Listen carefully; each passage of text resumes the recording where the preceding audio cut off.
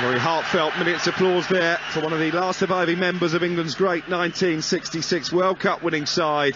And the thoughts of everybody at Talksport continue to go out to George Cohen's friends and family. The Bournemouth players gathered in a huddle away to our left, wearing their usual red and black striped jerseys, black shorts and red socks, shooting from left to right in this first half, attacking the Matthew Harding stand. Chelsea in their blue shirts, blue shorts and white socks will be shooting from right to left. This is the 8th of the 10 live and exclusive Boxing Day round of commentaries here on Talksport. Talksport 2 in the Talksport app. Manchester United against Nottingham Forest still to come later, and then Leeds against Manchester City tomorrow, rounding off a festive feast of football. We are underway at Stamford Bridge. Chelsea in possession with their mop-haired fullback Mark Cucurella. Scott Minto, what are you expecting from this evening? I want to see Chelsea on the front foot. That's from a Chelsea angle there. It's interesting that Bournemouth are trying to press Chelsea straight away with them going back to Kepa, but Chelsea getting through the press now. I want to see a really positive performance from Chelsea. Everyone's in the right positions, so let's have no complaints and put in a good performance. Bournemouth just need to make sure they don't concede within the first 20 minutes. If they do, they'll grow in belief and confidence and turn the crowd around. Yeah, it's a fascinating start here. Oh, Dominic Solanke, lovely turn away from Jorginho, and then hurdles the challenge from Cucurella. He's got Jack Stacey bursting to the right-hand side. He goes down Solanke, and the referee Simon Hooper says free kick. That was a couple of brilliant pieces of skill from Solanke, the former Chelsea youngster. You said to me before the game, Scott Minto, he will want to make an impression against his old club, and I think the skills he showed for all to see there probably suggests you're right. Absolutely. There's one game you're really up for. It's against your old club.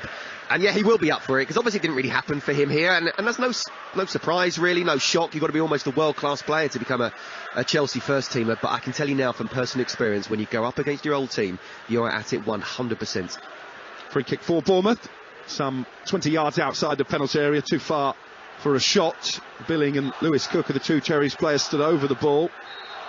I say it's too far for a shot. Billing is looking rather menacing here as he fires one in left-footed. It bounces right in front of the goalkeeper, Kepa Arrizabalaga. That's an easy save, and I think really he should have just chipped that into the penalty area. Here come Chelsea on the counter. James down the line to Havertz. He's got Sterling in the centre. Mason Mount joining late. Bournemouth a bit short-handed, having gone up to attack that free kick. Havertz with a cross against Zamora, and it loops off the fullback and behind for the first corner. Very open start to the game here in West London. It is, and it's not something I expected from Bournemouth. I expected them just to sit back, but as I say, they tried to press high without the ball. They had that free kick, I agree. I think it's too far out to try and stick that one in the top corner, but Chelsea are able to counter-attack as well. They want that possession football, but they can counter-attack. Good to see Kai Havertz in the game early.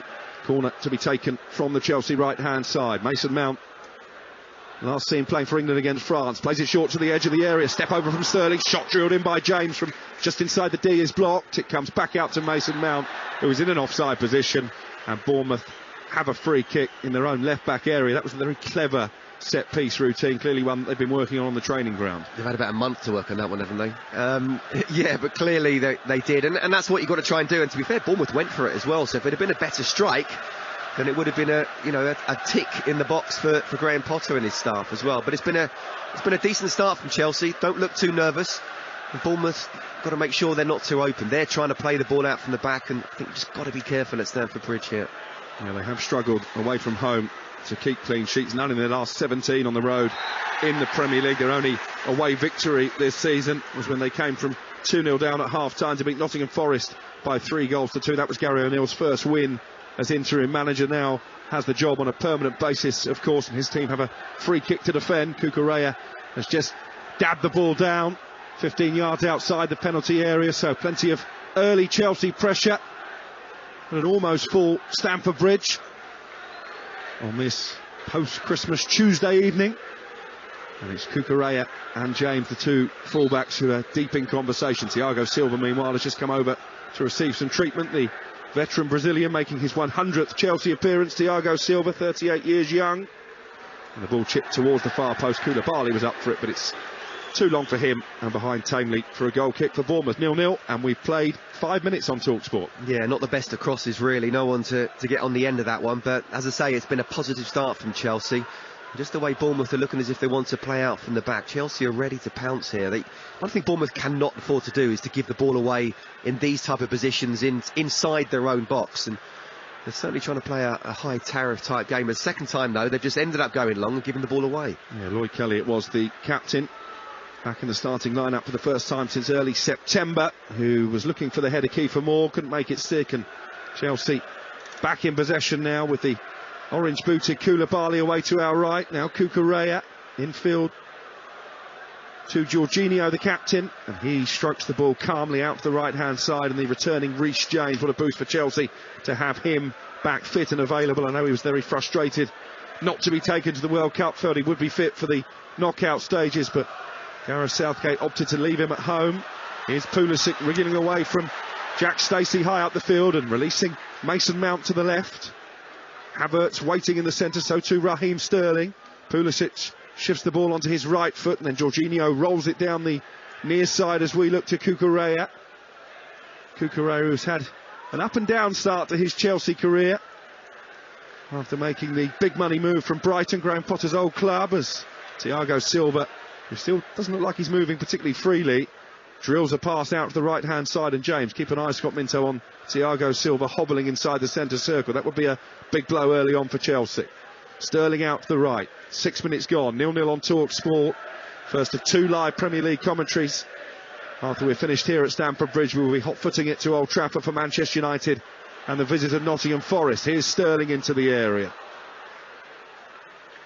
Given away again by Chelsea, and Kiefer Moore is dispossessed by Zakaria deep inside the Bournemouth half. At the moment, it's one-way traffic. And Bournemouth with everybody in red and black camped inside their own half of the field to the left. Pulisic back to Cucurella.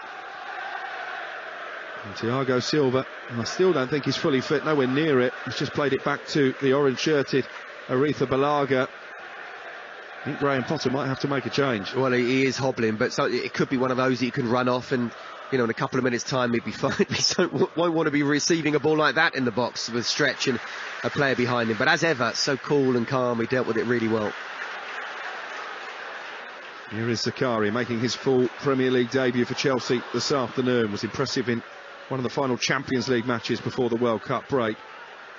Looking to impress his relatively new manager. Kiefer Moore holds it up meanwhile on the halfway line for Bournemouth, and then the gangly figure of Billing tries to take over, but Reece James quickly wins it back for the home side.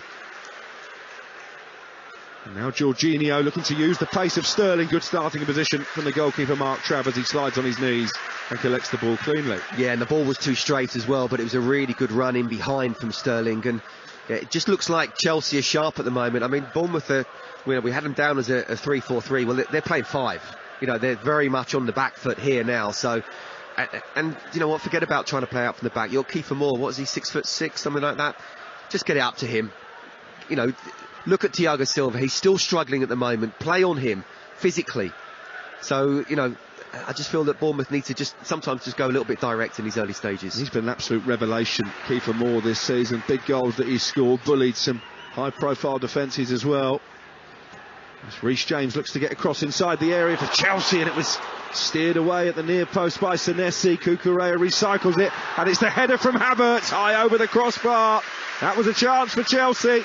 It all started down the right-hand side. Reece James, who has quickly found his stride after the injury layoff with a low ball to the edge of the 6-yard box, stabbed away by Senesi, put back into the danger zone by Cucurella, and maybe Kai Havertz should have done better with the header. I think he should have done better. It was a really good ball back in from Cucurella. First of all, it's Reece James down the right-hand side, and how good is it to see him back out on the Stamford Bridge turf. And he was bombing in there, the cross came in, back to Cucurella, who clipped it to the far post, and Kai Havertz is decent in the air. He's got to at least hit the target. It's a good opportunity. Here's Solanke at the other end, rolling the ball out to Stacey. Possible handball from the full-back, but the assistant on this near side had a good view and said play on. Lewis Cook does well then to hassle Pulisic into giving the ball away. Stacey tries to roll it into the feet of Solanke. Thiago Silva quickly in with a sliding tackle, and Sterling's got room to turn inside the centre circle. For the moment, Bournemouth having to work overtime just to keep pace with Chelsea in these frenetic opening 10 minutes. But that's a misplaced pass by Koulibaly, and it will be a throw-in for Chelsea, for Bournemouth, just inside their own half. It remains 0-0. Yeah, it's been a good start, as I say, from Chelsea. I'm sure everyone a little bit apprehensive First game back after the World Cup, what happened pre-World Cup as well, but it's done pretty much everything bar scored a goal so far. Just got to make sure to keep this up. As for Bournemouth, as I say, keep a clean sheet as long as you possibly can and somehow change the momentum around this game. Well, this is the 65th time that Bournemouth have faced a member of the so-called Big Six in the Premier League. 9 wins they've picked up, 4 of them, Scott, against Chelsea. Why is it they've been such a bogey side for your old team? No idea. When was the last time? Well, last time they were in the Premier League, I think. Let's not go too far back. It's all about the here and now. And look, Gary O'Neill, again, you know, he'll love these type of tactical battles with Graham Potter and other managers as well. But of course, he's dealing with players that are not quite as good as the opposition. So in here, if he can get a draw, grab that right now. And Gary O'Neill's own record at Chelsea is not anywhere near as impressive. 9 visits as a player, 9 defeats. In fact, he only beat them once in 16 attempts during his playing career. I put that to him last week. He said, yeah, but I've never lost them as a manager. And then he said, let's sit down on the 28th, didn't he? Well, we'll sit down after the game if they win, I'm sure. We might sit down and have a nice glass of wine. You never know. It is Christmas. Here is Thiago Silva on the edge of the Chelsea penalty area. Again, an unflustered ball out to the right-hand side, hung over the head of Kiefer Moore and brought down expertly by Reece James. And just on Bournemouth as well, in terms of, look, they won't be defined, their season won't be defined on games at Stamford Bridge, but if they can pick up points against the big boys, then that would be absolutely fantastic. It's the teams around them where, you know, you really do make a big impact if you're able to get 3 points and beat them so they don't get any. So, look, this, as we said before, is a little bit of a free hit, but if you can pick up a point, it's a very, very valuable one. Yeah, another one defeat that particularly rankled them was at home to Southampton, their South Coast rivals, when they felt they were possibly there for the taking. Bournemouth could be there for the taking here. Pulisic into the penalty area. He goes down under a challenge from Adam Smith. Smith is furious with the reaction of the Chelsea player, immediately beckons for him to get back to his feet. Simon Hooper, the referee, is just calming it down in there. We don't have the benefit of a replay up here in the gantry at Stamford Bridge, Scott, but you can usually tell by a player's reaction. The fact Adam Smith was so convinced that was simulation probably tells us it was. We don't have the replay. I get the feeling there was a slight tug, so there was contact, but one of those that's not enough to justify a penalty. We know that Howard Webb coming in as well, he's telling the referees, unless it's a clear and obvious error, just keep it to how it is. So not surprised to see that's not been overturned. Well, there has been a goal in the Championship. It's down at Reading. They're taking on Swansea. Let's very quickly cross to Talksport's Ian Abrahams. 27 minutes gone. Reading 1, Swansea 0. Andy Carroll is the man with the goal. Free kick on the near side. That's the Reading right. Punched by Bender only as far as the penalty spot. And there was Carroll, former West Ham striker, to rifle the ball home. Reading 1, Swansea 0. Andy Carroll, the only current player older than Santa himself on the score sheet for Reading against Swansea in the Championship. Goals as they go in from that game. Still 0-0 here at Stamford Bridge. We play 13 minutes. Chelsea largely dominant without causing too many moments of concern for the Bournemouth goalkeeper Mark Travers, who's in possession now, all in yellow. The Irishman deputising for the injured Neto. A big voice Neto in the Cherries dressing room. But a big opportunity, Mark Travers, in his absence, to stake his claim to be the number one. He's conceded 26 goals in 10 appearances this season, although 9 of them were in one game against Liverpool. Not many of those 9 were really his fault either. Never easy being a goalkeeper when you're on the end of a hammering. Here's Sterling down the right hand side in space, up against Zamora, linking up neatly with James. Sterling, 2 England teammates combining. Sterling with a cross. Havertz headed the imaginary ball because it was flicked away by Senesi, playing in the centre of that 3-man Bournemouth back line. We play with one Argentinian cap. He would have been celebrating their World Cup win, no doubt.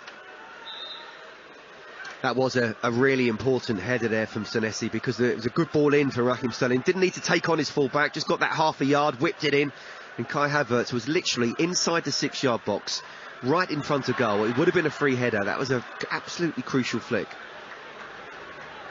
Here's James, just on the edge of the centre circle, but still inside the Bournemouth half of the field, as is everybody bar Thiago Silva and his goalkeeper Aretha Balaga.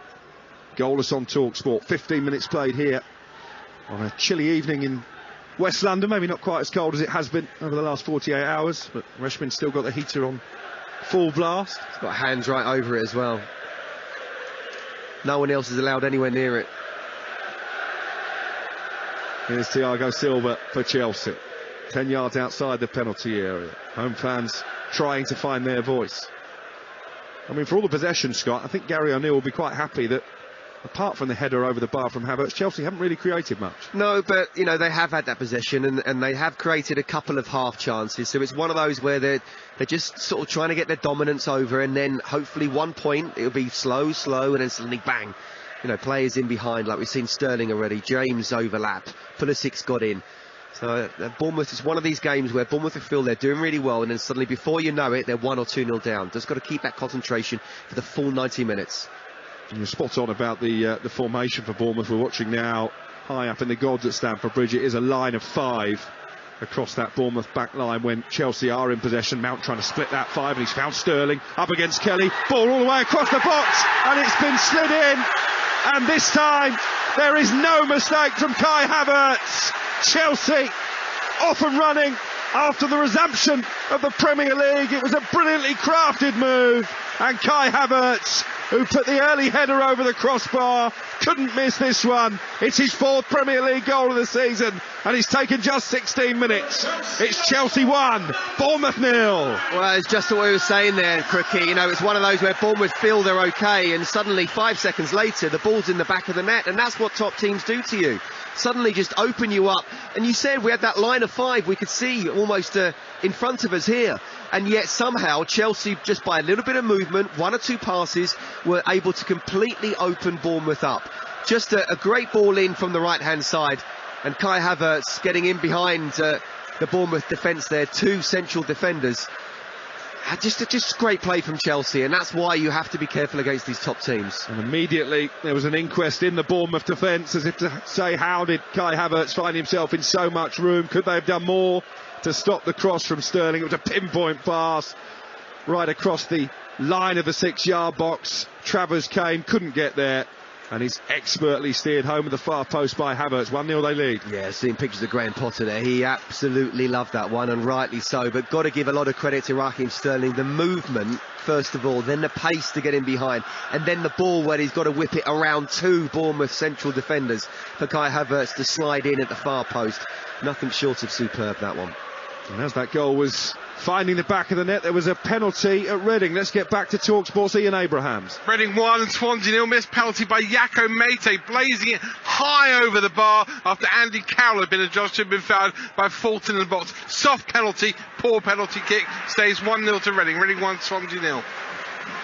Well, before today, Chelsea had failed to score in their last 3 matches. They hadn't gone 4 games without a goal in 29 years. That's one record that Graham Potter has successfully averted, and you wonder now, Scott Minto, will the Bournemouth game plan have to change? Not necessarily, because I think if Bournemouth try to go for it and leave themselves open again, then 2-0, they're not going to come back from that. 1-0, they're still in the game. So again, the longer it goes on 1-0, even if it goes to 60, 70, even 80 minutes, then they can try and step it up. But at the moment, they've got to stay in the game. You're right about, in terms of Chelsea, have had the possession, not created too many chances, but because of what they're capable of, you have to be careful all the time. And yeah, no, I wouldn't change anything if I were Bournemouth. I'd keep it as for the next 5 or 10 minutes. Cannot afford to concede a second. I haven't seen the possession stats, but they will be heavily weighted in Chelsea's favour. Bournemouth very much having to feed on rare counter-attacking moments. Solanke's done well to hold the ball up under pressure from Jorginho, though. And Solanke in the right wing position. He's got Kiefer Moore inside the penalty area. Billing arriving as well, and it was an important interception by Zakaria. And now Senesi carrying the fight to Chelsea high up the field, the central defender. Solanke's given it away this time to Cucurella, but he's closed down the fullback, and he's actually made sure that the ball cannoned off Cucurella behind for what is a pretty cheap Bournemouth corner. 75% possession for Chelsea in the opening 90 minutes. They lead 1-0 live on Talksport. But you know what, that's okay for Bournemouth. 25% possession is okay. It's what you do with that 25%, and moments like this, when you get set pieces with the likes of Kiefer Moore plus the odd centre back getting up there, this is the really important moment. Philip Billing, left out of Denmark's World Cup squad, will take the corner, left footed from the right hand side towards the near post, and Back there doing his defensive duty was Kai Havertz, turns it behind for another corner. It was a dangerous delivery, whipped in towards the near post area there from Billing. And he will get a second bite of the cherry. Again, he looks for this edge of the 6-yard box, headed away once more by Havertz, proving his worth in both penalty areas. And then there's a Chelsea player down inside the 6-yard box. Looks like a head injury. Referee Simon Hooper with no alternative but to stop the play.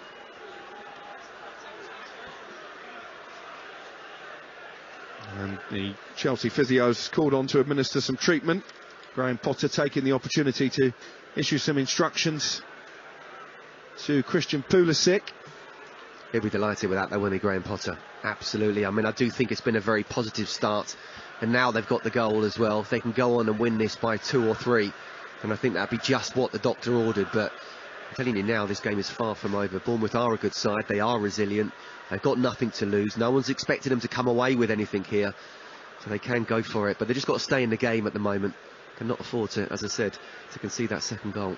He'll be really frustrated, Gary O'Neill, with just how easy it was for Chelsea to carve that opportunity.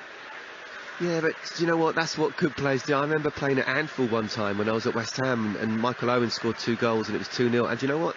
They didn't do anything. That was it. It doesn't matter. That's enough. They won the game. So Chelsea, though, have actually played well. The possession's been good. They've not looked nervous. They've created the odd half chance, or certainly got into the final third as well. And now they've got that goal, they can play with confidence. The important thing is now, of course, not to concede. They've got to go on, keep that clean sheet and get that second and maybe even third. And then suddenly, you know, everything starts looking rosy in the garden. And they're the type of goals, aren't they, that Kai Havertz needs to score on a more regular basis if he is going to be the main focal point of the attack. Well, you know, coming into this game, Raheem Sterling and Kai Havertz were the leading goal scorers for Chelsea in the league with 3. You know, that's not good enough. They've got to be scoring more than that. So if he wants to say that and I don't even know if he wants to play as that sort of out-and-out 9 position, Kai Havertz, I would guess that it's not his ideal position, but he can do it. But when the moments are going down the right-hand side or the left-hand side as well, get yourself in between the 2 sticks, and then you've got a much better chance of scoring a goal. The voice of Scott Minto, former Chelsea FA Cup winning defender, alongside me, Alex Crook, here at Stamford Bridge. Chelsea momentarily leading 1-0, down to 10 men. Zakaria will come back now, having received quite a lengthy period of treatment. Just a reminder, we still have 2 more live Premier League commentaries coming your way tonight and tomorrow on Talksport. Manchester United against Nottingham Forest, live and exclusive 8 o'clock from Old Trafford this evening. Adrian Durham will be alongside Ian Danton and former England defender Mickey Gray. Tomorrow it's Leeds Manchester City, also at 8 o'clock here on Talksport. Another low ball into the Bournemouth area, looking for Havertz, stabbed away by Billing. But Chelsea continuing to turn the screw, and Lloyd Kelly with a clearance against Raheem Sterling. It bounces fortuitously back to the Bournemouth captain, and then Zamora goes long upfield. Friday night, 2 more live and exclusive national radio commentaries for you on Talksport 2. I'll be at the London Stadium for West Ham against Brentford. That's a 7:45 kickoff at 8 o'clock here on Talksport. Liverpool take on Leicester. So many games. It's brilliant, isn't it? Don't you just love it? I'm not sure Bournemouth are particularly loving it out there at the moment, trailing 1-0 and being overran at times. Here's Mason Mount, good ball into the area. Zakaria couldn't get the ball out from under his studs, but still the chance has not gone. Mason Mount from the edge of the box, fizzes one into the bottom left-hand corner. Chelsea double their lead, and this is already looking like a long, long night for Bournemouth. Mason Mount, with only his 3rd goal of the season, makes it Chelsea 2, Bournemouth 0. They had so many chances, Bournemouth, to clear the danger. They didn't do it, and Mason Mount has punished them clinically. It's just the movement of Chelsea, and again, you know, this is what top-class players do. They're up against the Bournemouth side that, player for player, I don't think anyone would get in this Chelsea side. So when everyone's playing well with this fluidity, we talked about square pegs in square holes. Everyone knows what they should be doing with this system and the players that he's picked. And yet, Bournemouth had a chance because Zakaria, I actually felt, should have had a shot. In the end, he didn't, but the ball was played back. And that's a wonderful finish from Mason Mount. It really is. He's 20 yards out. Kai Havertz just laid it to him. And he's got it around 2 Bournemouth players. Is curling into the bottom corner to give Travers no chance whatsoever. And in terms of the context of the game, that's a massive goal. Now, belief-wise, Bournemouth, what have you got? Can you believe that you can get back into this game 2-0 away at Stamford Bridge, or will Chelsea go and win this by 3 or 4? 2 goals in the space of 8 minutes early in the game. Well, question marks were being asked of Graham Potter after those 4 defeats in 5 matches heading into the World Cup break. He has certainly answered those questions with the way that his team have performed in the first 25 minutes since the restart. Do you know what, Cookie? I've been defending Graham Potter, and I think he needs time. Tonight's not going to mean that the people who are criticising him are wrong. They've got to go on a run, simple as that. They've got to make sure that they get towards the top 4. But this is the start of it. It takes time. Give him time. And the fans are certainly doing that tonight, because they've seen a really good performance, really, from minute 1. Yeah, Bournemouth absolutely outclassed in the opening 26 minutes. They trail by 2-0. And those travelling supporters from the south coast gathered away to our left-hand side, sat rather somberly. They will be worrying that maybe their team, beaten 9-0 at Liverpool not that long ago, hammered at Manchester City as well early in the season, could be on the end of another heavy scoreline here in West London tonight. Well, I'll tell you what, if Chelsea get a third in this first half, it could easily be something like that, because there's absolutely no way they're coming back from that. And 45 minutes still to play, Chelsea could turn the screw. So it's going to be difficult for Bournemouth to get anything out of this game, but they cannot afford to come away with a 5-6, 7-0 thrashing.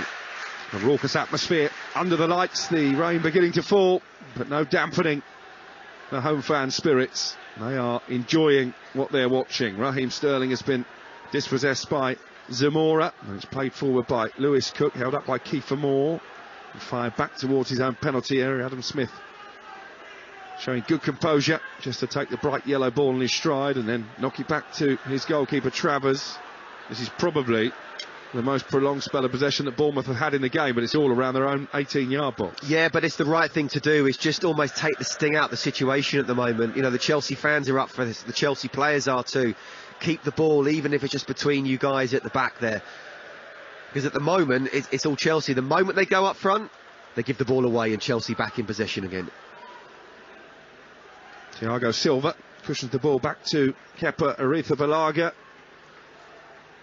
Back between the sticks for Chelsea after missing the last 4 games with a foot problem. They've given it away on the edge of the box though, Chelsea. Here's Jefferson Lerma, chips it forward. Stacey trying to bring it down on his chest.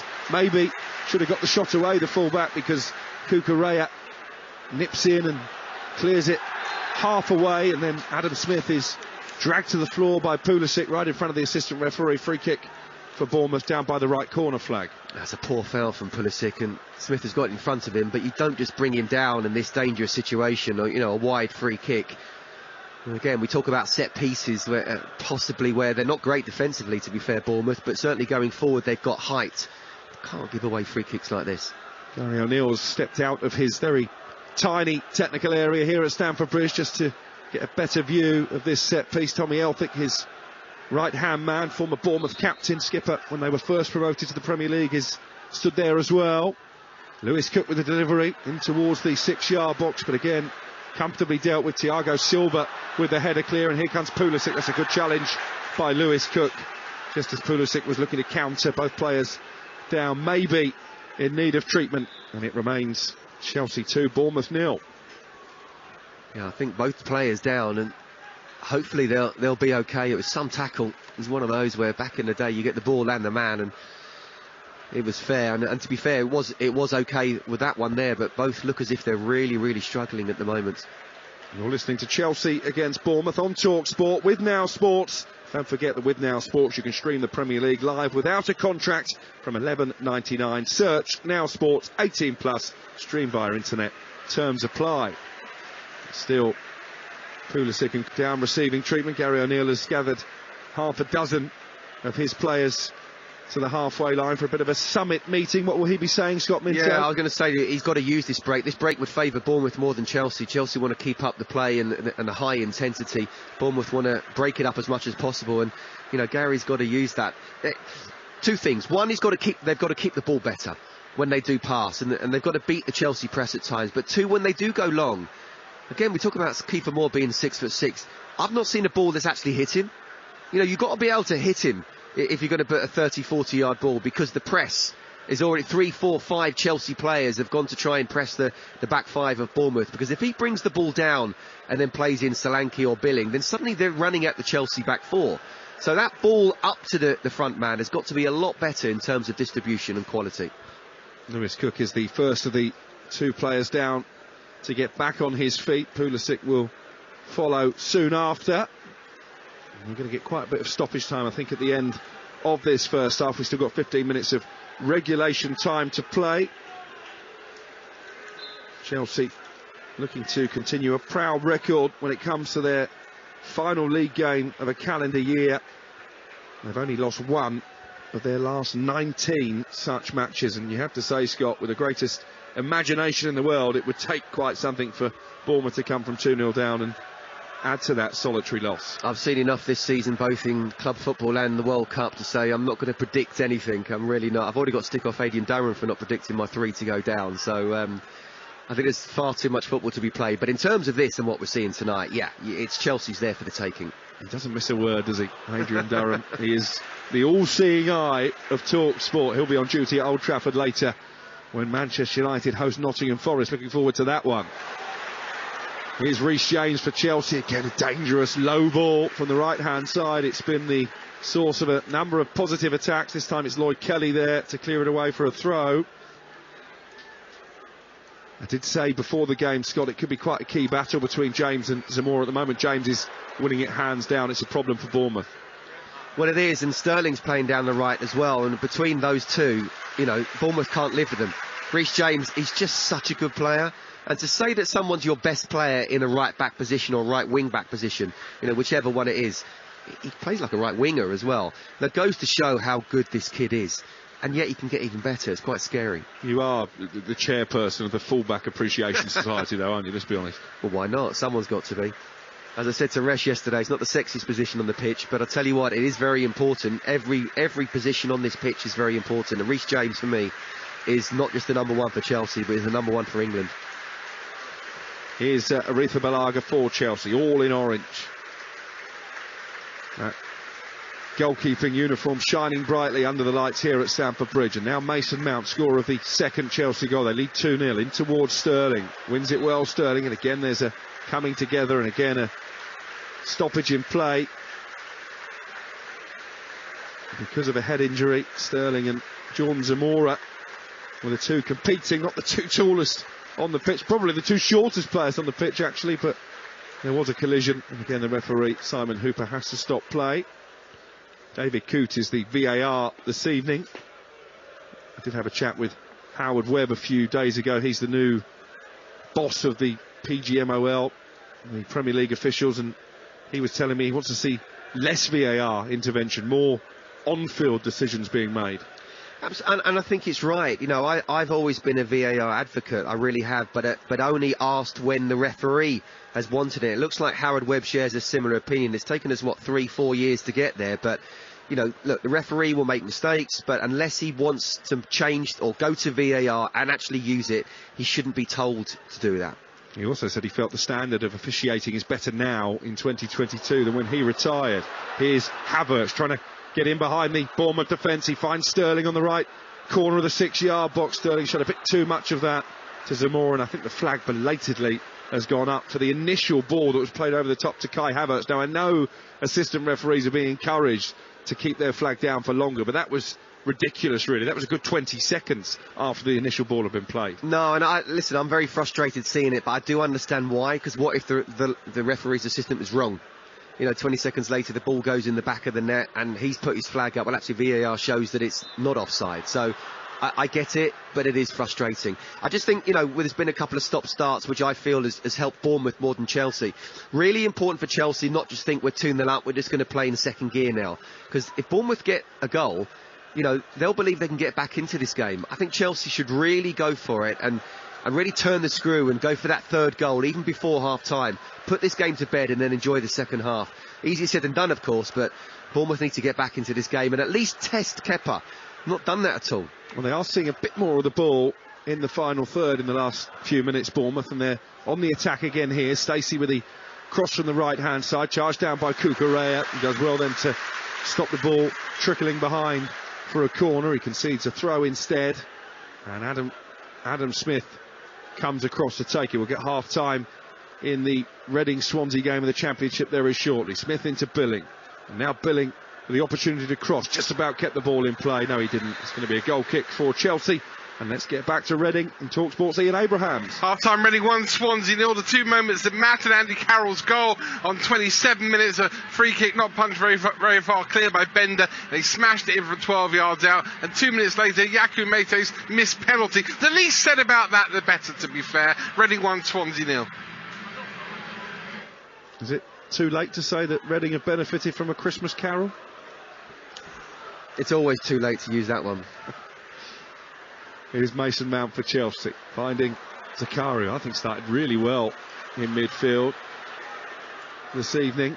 And here's Pulisic now trying to dance into space on the edge of the area, then look to slide it forward to Mount. Well intercepted by Adam Smith, and then it's launched long upfield by Bournemouth, and Aretha Balaga can come a full 10 yards outside his penalty area to collect the ball. But again, Kiefer more frustrated because the ball came up to him and he managed to sort of somehow get his head onto it, but really only has a flick on. Again, it just goes to show the quality of the ball going up to him. He's 6'6", and yet he's still trying to jump and having to flick it on. It's not good enough, those balls to the strikers there, and that's why the ball keeps on coming back all the time. Not easy if you're in the Bournemouth defence, but when you're on the ball, you have to be a lot braver and put in a lot more quality. Chelsea 2, Bournemouth 0. You're listening to Talk Sport on this Tuesday evening, and we have 9 minutes plus stoppage time of the first half to play. What's the thinking, Scott, of this back three for Bournemouth? I think, as I mentioned earlier, in terms of we've seen Thomas Frank do it at Brentford when they play the big boys. Here's Zamora into the penalty area. We'll come back to that. Good challenge again by Zakaria, stretching those long legs and getting there ahead of Zamora, conceding a corner. I think he's been excellent in midfield. Yeah, he has. He's been really good, actually, and he's not just been your typical holder either. He's got forward, hasn't he? He played a part in that second goal. But yeah, in terms of the 3-4-3, or really it's ended up being 5 at the back.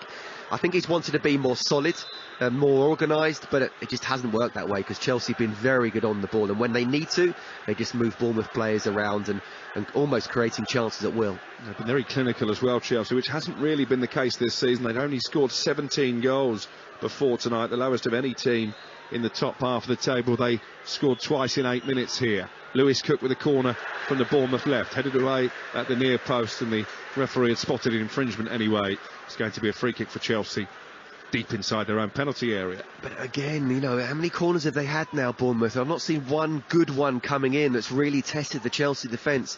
Look, player for player, they're nowhere near the Chelsea players, but if they do well on set pieces and the times they are able to get into the final third, make something happen, again, we talk about a lack of quality, and there's nothing Gary O'Neill can do about that.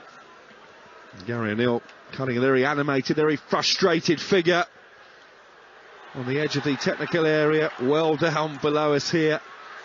We are almost right in the back row of the main stand at Stamford Bridge. Wonderful vantage point. Graham Potter, I can see in that black trench coat, brown shoes, arms folded. He will be absolutely delighted with the opening 38 minutes for his team. Look, he knows there'll be much more difficult games to come, but there was a lot of pressure on him coming into this game. I really like him. I think he handles the pressure really well. I think, what he did at Brighton, people saying it's a big jump, and of course it's a big jump, but I believe with his, degree in emotional intelligence, and I know you probably did it with him, Crookie. I'm not sure Mrs. Crook would agree with that. Probably not. That's another story. But look, I think he's able to get these superstars and the egos and on board. He does rotate a lot, so players will get a lot of minutes. And you know what? If there's a few wrong uns who want to be playing all the time, get rid. Simple as that. Here's Jorginho with a free kick for Chelsea. Plays it back to Thiago Silva. Chelsea defence have had a relatively serene reintroduction to Premier League life. Thiago Silva, part of the Brazil side, eliminated by Croatia in the World Cup in Qatar. Koulibaly was there with Senegal. Aretha Balaga half volleys the ball, right-footed, right up to the roof of the stand, and then Lloyd Kelly has been bundled over by Havertz. Is going to be a free kick for Bournemouth right in the centre of their half, away to our left. That was one of those high balls, thinking you should be bringing it down, but I don't really want to. He did bring it down, and it was actually a really good touch, and then To be fair to Kai Havertz, he pounced. Well, Kelly just got his body there and brought the foul, so now it's Bournemouth's ball. But those high balls with a poor touch can be your worst nightmare. Especially when it's as cold as it is tonight. Travers, the Bournemouth keeper, to take the free kick. Everybody push forward into the Chelsea half. The Cherries trailing by 2-0 with 5 minutes the first half to play. You're listening to Talksport live from Stamford Bridge as our feast of festive football continues. Manchester United against Forest, an 8 o'clock kickoff tonight, and then Leeds, Manchester City at the same time tomorrow. And then we do it all again at the weekend. Solanke dispossessed by Thiago Silva, and Chelsea might be able to break here. Little ball with the outside of the foot from Jorginho into Sterling. I think we're yet to really see the best of Raheem Sterling in a Chelsea shirt, but he's had a good 40 minutes under his belt this evening. Yeah, I'd agree with you on both of those points. I think Raheem Sterling, you know, coming back from the World Cup, and horrendous what happened to him and his family as well. Oh, Lewis Cook into Solanke. Just couldn't quite turn on the afterburners to get away from Koulibaly. Good defending in the end, but they have had one or two moments, Bournemouth, that suggest this game, even at 2-0, is still alive. If they get one back, suddenly the picture will change. There's a free kick for a foul here. I think it's Senesi who's gone down just inside the Chelsea half. Yeah, it was really good defending, because those kind of where you turn the ball over and suddenly one pass and they're in. You know, that's something that all defences need to be careful of. So I think it's really important Chelsea keep a clean sheet. They've got the 2 goals. If they can get some more, that would be great. But definitely keep the clean sheet now, and it's almost every box ticked.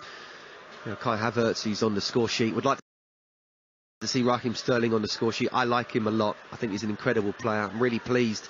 He almost represents the new Bowley era, with it being the first signing, and that's fantastic, both on and off the pitch.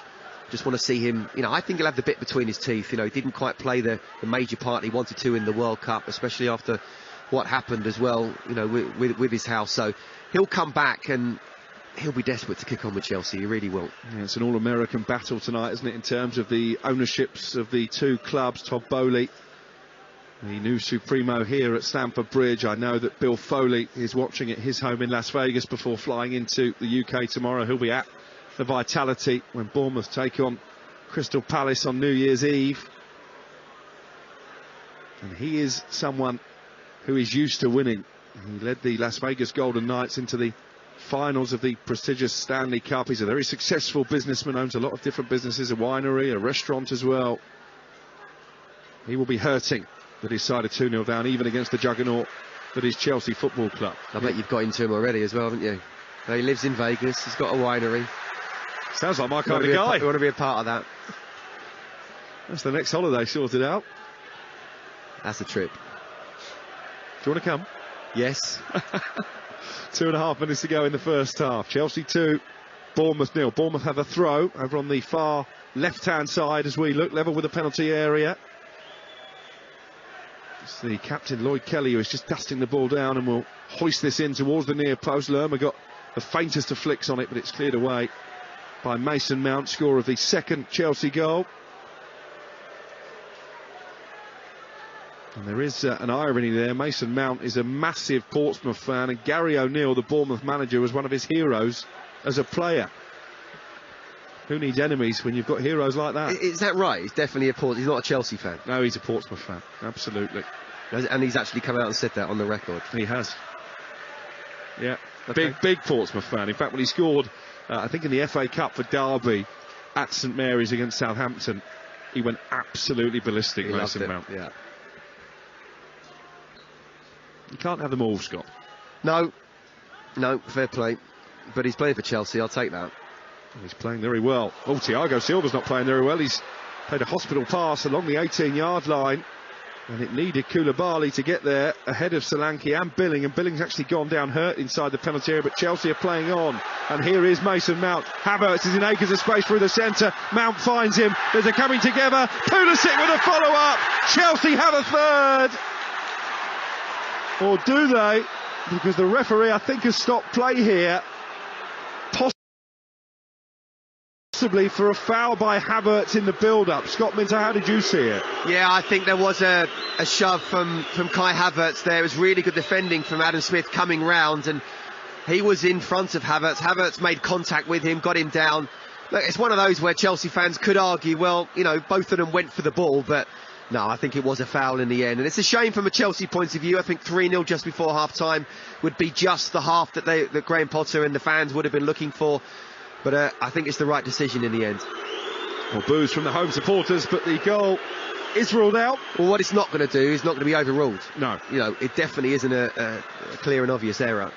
A good finish by Pulisic actually into the bottom corner, but the celebrations quickly cut short, and we are about to find out how many added minutes there will be at the end of this first half. Well, he'll be gutted, Pulisic, because he's got a big point to prove in a Chelsea shirt. We've not seen the best of him for a couple of seasons, and, you know, if he doesn't sort of prove himself, then I don't see how he's going to stay beyond this season. So it's a big opportunity for him, and he'll be disappointed he's not got on the score sheet. I wonder if he'll be stung as well by what happened with his country at the World Cup. They call him Captain America here at Chelsea, but he was actually stripped of the armband. That was given to Tyler Adams of Leeds. I was in the USA press conference before their first game, and a lot of the American journalists were surprised to see Tyler Adams unveiled as captain. Well, I have to say, Tyler Adams, was it before the US-Iran press conference? I thought he spoke absolutely eloquently, perfectly, and said just the right thing. So I can understand why he was made captain in that sense. Into 4 added minutes at the end of the half. Mason Mount toying with Senesi, but the Argentine comes away with the ball. But again, Chelsea have it back very quickly. Graham Potter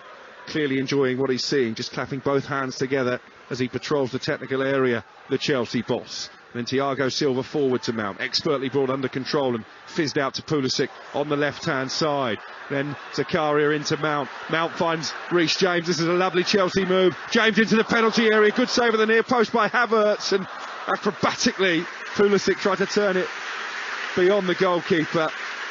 Didn't make enough contact, and Travers collapses on top of the ball. Now, Mason Mount's really enjoying himself, isn't he? He's not just staying in that central position, he's coming out wide, more often left than right, but he plays the ball into the middle. Pulisic played the ball out wide. It wasn't a great first touch from Reece James, but he managed to just ride the tackle. And in those positions, we have seen the net bulge once he's had a strike, so that's a decent save. And again, we talk about the third goal. The third goal, without a doubt, kills the game. Bournemouth cannot afford to concede there, so that's a good save from Travers. Yeah, absolutely dominant first half performance from the home side. You're listening to Chelsea against Bournemouth on Talksport with Car Finance 24/7. Search Car Finance 24/7 today. Here's Jorginho. Havertz with a little flick on the edge of the area. Mount into Sterling. Sterling with a right-footed shot. Good save, one-handed by Travers. Once again, Lloyd Kelly is furious with the rest of his Bournemouth teammates that they were carved open so easily again, and Mark Travers in the last few minutes has made a couple of really good saves to keep Bournemouth in it. No, he has, but the movement of the front four, it's just great to watch, it really is, and it's 1-2 touch passing, little flicks here, and you can see that this is a team that has worked together for at least a couple of weeks, and this is perfect play from Graham Potter. This is just the first half he would have wanted. Chelsea have a corner from the right-hand side, deep into stoppage time at the end of the first half. Chelsea leading Bournemouth by 2-0 on Talksport. Corner played into the near post, headed away by Smith. Lewis Cook has nowhere to go really, but he does well to keep the ball under control and not give it away on the edge of the box. Senesi doesn't do the same though, and Chelsea will come forward again with Havertz on this left-hand side. His goal early on, settling the nerves, really giving Chelsea the foothold to go on and dictate the pace of proceedings. Cucurella back to Thiago Silva on the edge of the centre circle. He looks to stretch it out to James on the right-hand side, and James is in acres of space to control the ball in his chest. Forward to Mason Mount, cross into the area. Steered away by Kelly this time. Jordan Zamora is really struggling on that left-hand side to contain James and Sterling. I'm not surprised. I think any left-back in the Premier League will be struggling up against these two. And this is a great sign for Chelsea going forward as well. You know, you want to be able to build relationships, you know, either whether it be if you're a full-back, the centre-back alongside you and the winger in front. And these two down the right-hand side look as if they've been playing together for years. Can they get a third here, Chelsea, before the half-time whistle? Corner from the right towards Havertz in the centre. Lloyd Kelly heads it up but not really away, and then Billing and Lerma almost got in each other's way, and it's Kelly who stops the ball going behind for another corner. Mark Travers frantically trying to organise that Bournemouth back line. Gary O'Neill I think will be grateful for the half-time whistle and a chance to get his players back to the sanctuary of the Stamford Bridge dressing room. Throw by Cucurella into Havertz on the edge of the area, and then Cucurella loses out to Senesi, and there is the half-time whistle.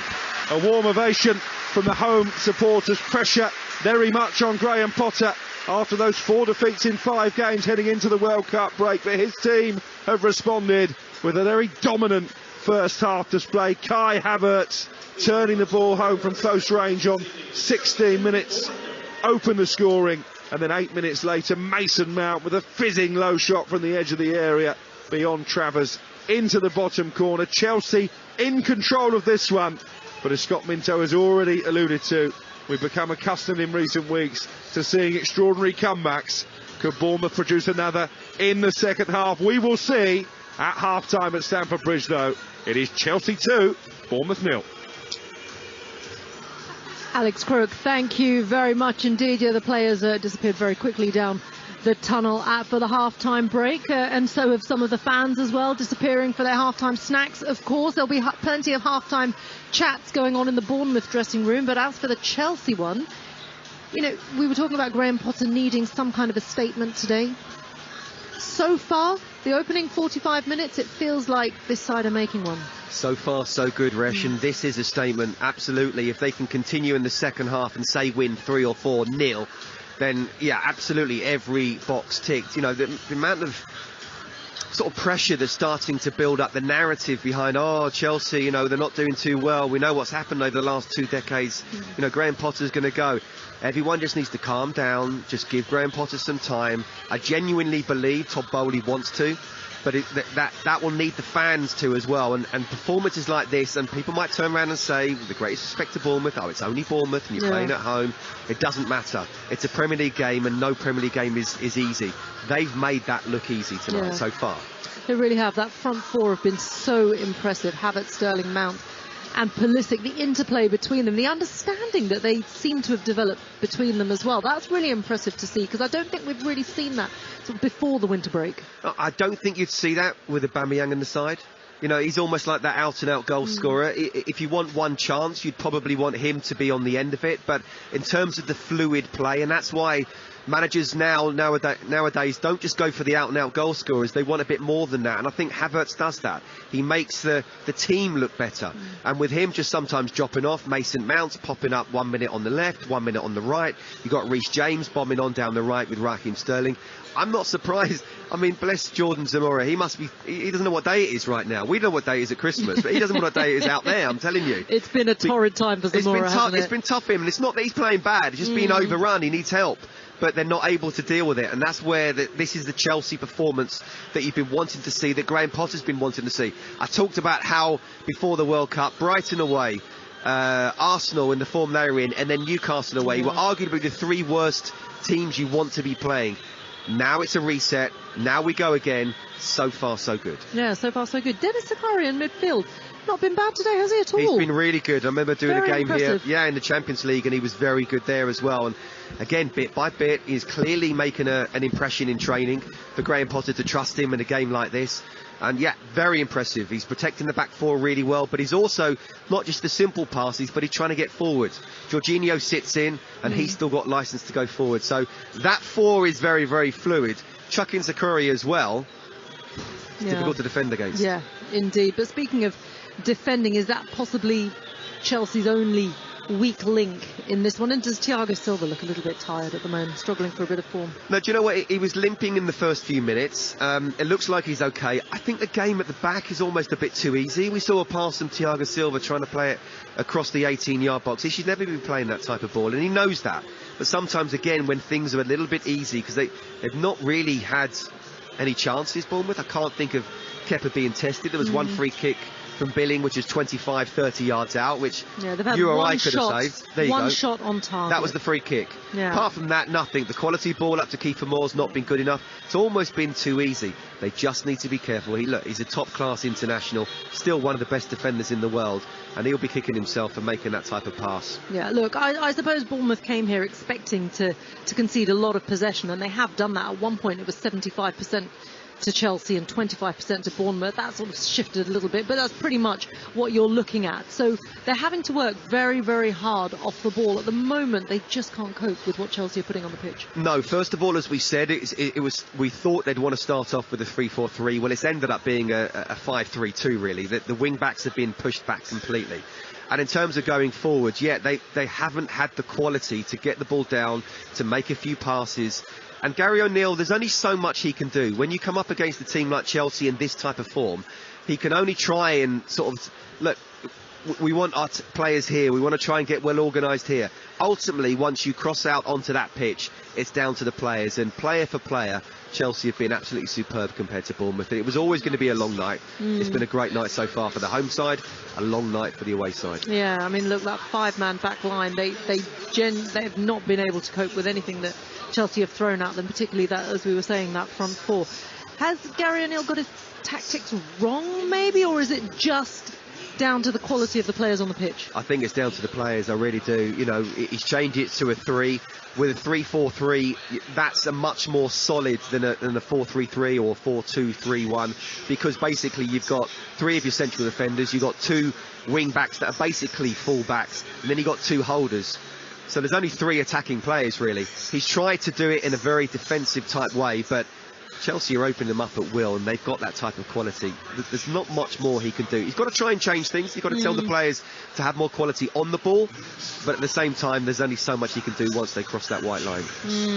But there is a second half coming up. What do you think? Do you know what there is? The discussion is in that dressing room right now. If Bournemouth get the next goal in the first 10-15 minutes, it makes things really interesting. If Chelsea get the third goal, it's game over, and it could be 4 or 5. And so Zamora needs a bit of help on that side. Do you think they'll consider doubling up almost on that side? If I'm Zamora, I'm telling people to come out and help me. I don't care, because, you know, as I say, Sterling and Reece James down the right-hand side is as good as any in the Premier League. Yeah. OK, there's been a goal at Reading against Swansea. I know Alex Crook came out with the old Christmas carol line. I can't blame him for that, to be honest, for this time of year. But let's hop over to Ian Abrahams for that one. It's Reading 2, Swansea 0. When, oh when, a team's going to learn not to play out from the back. It doesn't work, and it hasn't worked here for Swansea. I'm not quite sure what the defender and goalkeeper Stephen Bender were, what sort of wavelength they were on. They weren't on the same one, and when Bender played the ball out, it was robbed by Reading right on the edge of the penalty area. One touch to Tom Ince, and he's made sure that his dad's team are now 2 goals to the good. I'm sure Russell Martin is not best pleased down in front of me. It's Reading 2, Swansea 0. Swansea very much architects of their own downfall. Oh, Ian Abrahams, yeah, as you say, architects of their own downfall. What chances do you see of them pulling it back? Well, they were 3 down at Coventry last time out, so probably very good chance. No, I mean, Joel Piro's had a terrible time this afternoon so far. 2 or 3 chances, one in the first half. The ball was right in front of him. He's right in front of goal, and he should score, and he's not even really got a touch on it. And same with a header in the second half.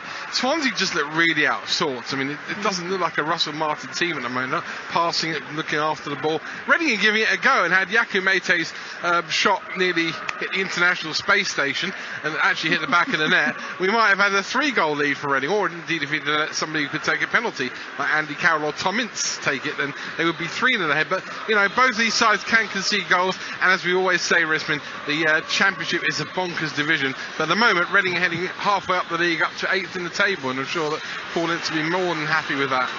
I'm sure there'll be more bonkers news coming up later on. Ian Abrahams, thank you very much. That update for you there in the Championship is Reading 2, Swansea City 0 as it stands here at Stamford Bridge. It is also the home side that are up against the visitors. It is also 2-0 Chelsea leading Bournemouth here at Stamford Bridge, and that means it's a huge second half coming up for Bournemouth. What can they change? Because they're going to have to do something to try and fight their way back against this rampant Chelsea side so far. Big second half is up next. Game day exclusive on Talksport with a Now Sports membership. Stream the Premier League live without a contract from $11.99. Search Now Sports. 18 plus. Stream via internet. Terms apply.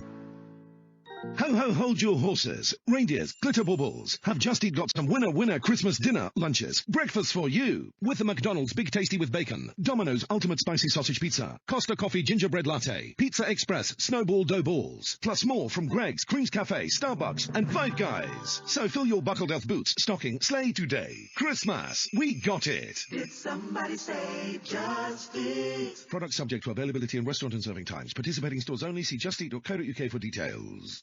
For all the top Premier League analysis, listen to The Game, the Premier Football podcast from The Times. Every Monday and Thursday, join Hugh Woosencroft and a host of big-name guests for in-depth reaction and opinion on the latest action and the biggest issues in the world of football. It's a massive goal! Hear previews of all the upcoming matches and provocative and compelling opinions from some of the finest football writers from The Times and The Sunday Times. Lovely bit of football! Listen to The Game on the free Times Radio app or wherever you find your podcasts. We've got it at Selco.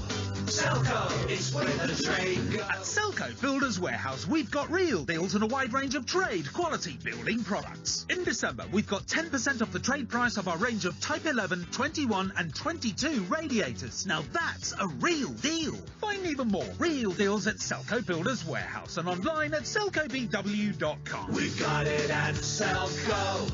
Selco, it's where the trade goes. That charged at 20%. You what? You what? You what? You what? You what? You're not watching the big footy games in a pub and grill fan zone at Village Hotels? Who are ya?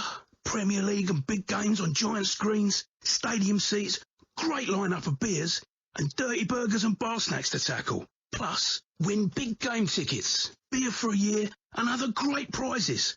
Visit villagehotels.com/Talksport. Terms and conditions apply. 18 plus. Always drink responsibly. Who are ya? What does Asahi Super Dry taste like? Crisp, refreshing, and always super dry. A taste as unexpected and surprising as modern Japan. That's right, Japan's #1 beer. Asahi Super Dry, beyond expected. Go to asahisuperDry.com to verify. Enjoy responsibly. Visit drinkaware.co.uk to find out more. This football season, get a hand from Betfair's popular Bet Builder and easily add our fan favourite football selections to your bet slip in just one tap. Spend less time finger faffing and place your bet the easy way. Now that's handy. Betfair. Exclusive to Betfair Sportsbook. Terms and conditions apply. Please see frequently asked questions on support.betfair.com. 18 plus begambleaware.org. Game day exclusive on Talksport with Car Finance 24/7. We search a panel of lenders to find you the best deal. Search Car Finance 24/7 today. Levitate above the humdrum. Game day. On Talksport and Talksport 2.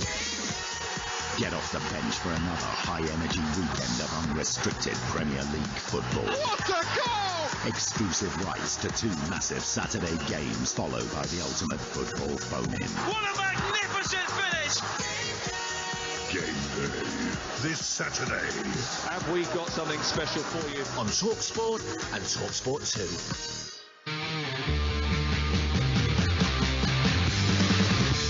Mount trying to split that 5 and he's found Sterling up against Kelly. Ball all the way across the box and it's been slid in. And this time there is no mistake from Kai Havertz. Vicaria couldn't get the ball out from under his studs, but still the chance has not gone. Mason Mount from the edge of the box. Fizzes one into the bottom left-hand corner. Chelsea double their lead.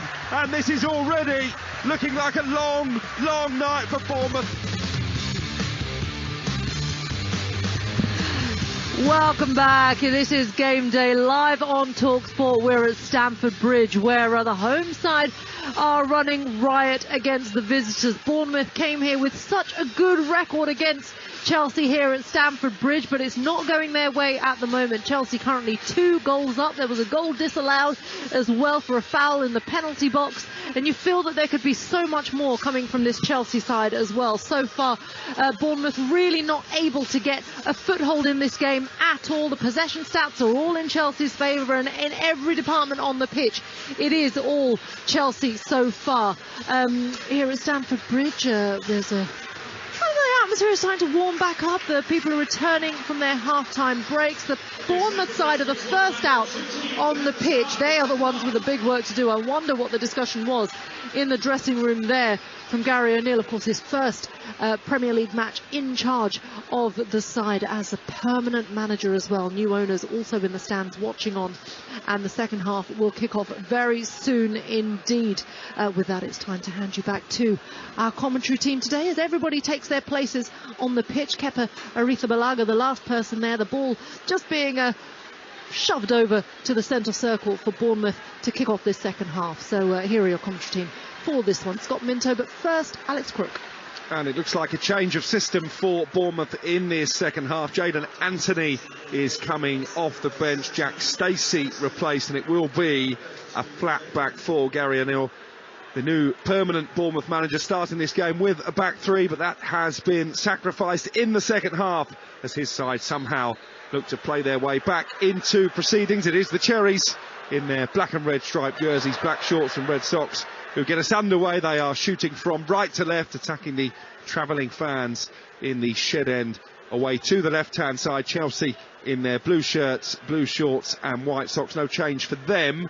So it's Kepa Arrizabalaga in goal, James Koulibaly, Thiago Silva and Cucurella in a back four, Jorginho and Zakaria in midfield, with Pulisic, Mount and Sterling in behind, Havertz up front. Bournemouth now have Travers in goal. It's a flat back four of Smith, Senesi, Kelly and Zamora.